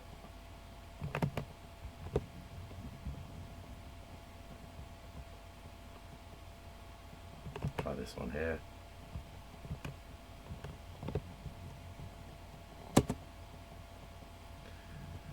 It's not coming up as a .bin. Is that? Let's just double check to make sure that the file extension is correct.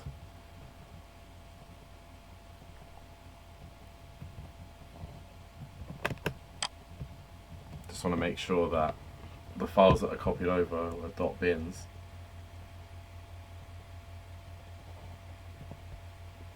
So, because it won't open it if it's not a .bin.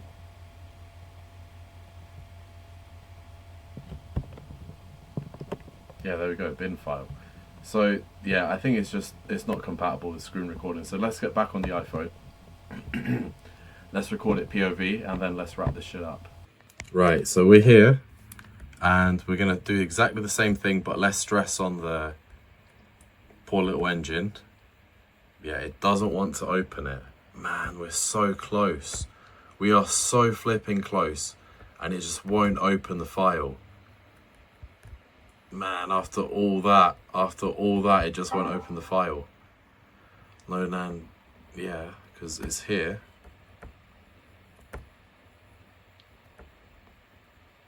Wow.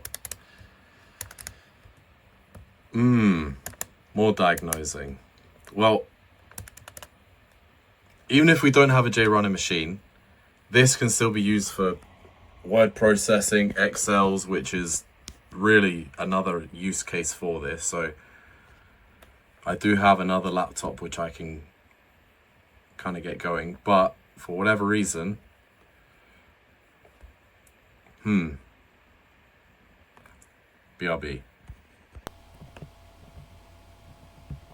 Right, so I've called these files here .bin, right? So maybe XP doesn't understand the extension .bin. However, if you guys remember, you used to be able to play PS1 games and they used to have bin files as well, and maybe eBoot and stuff like that. Is that gonna work? know. We are so close, but there's probably so many more stuff with the program that I just not in my capacity.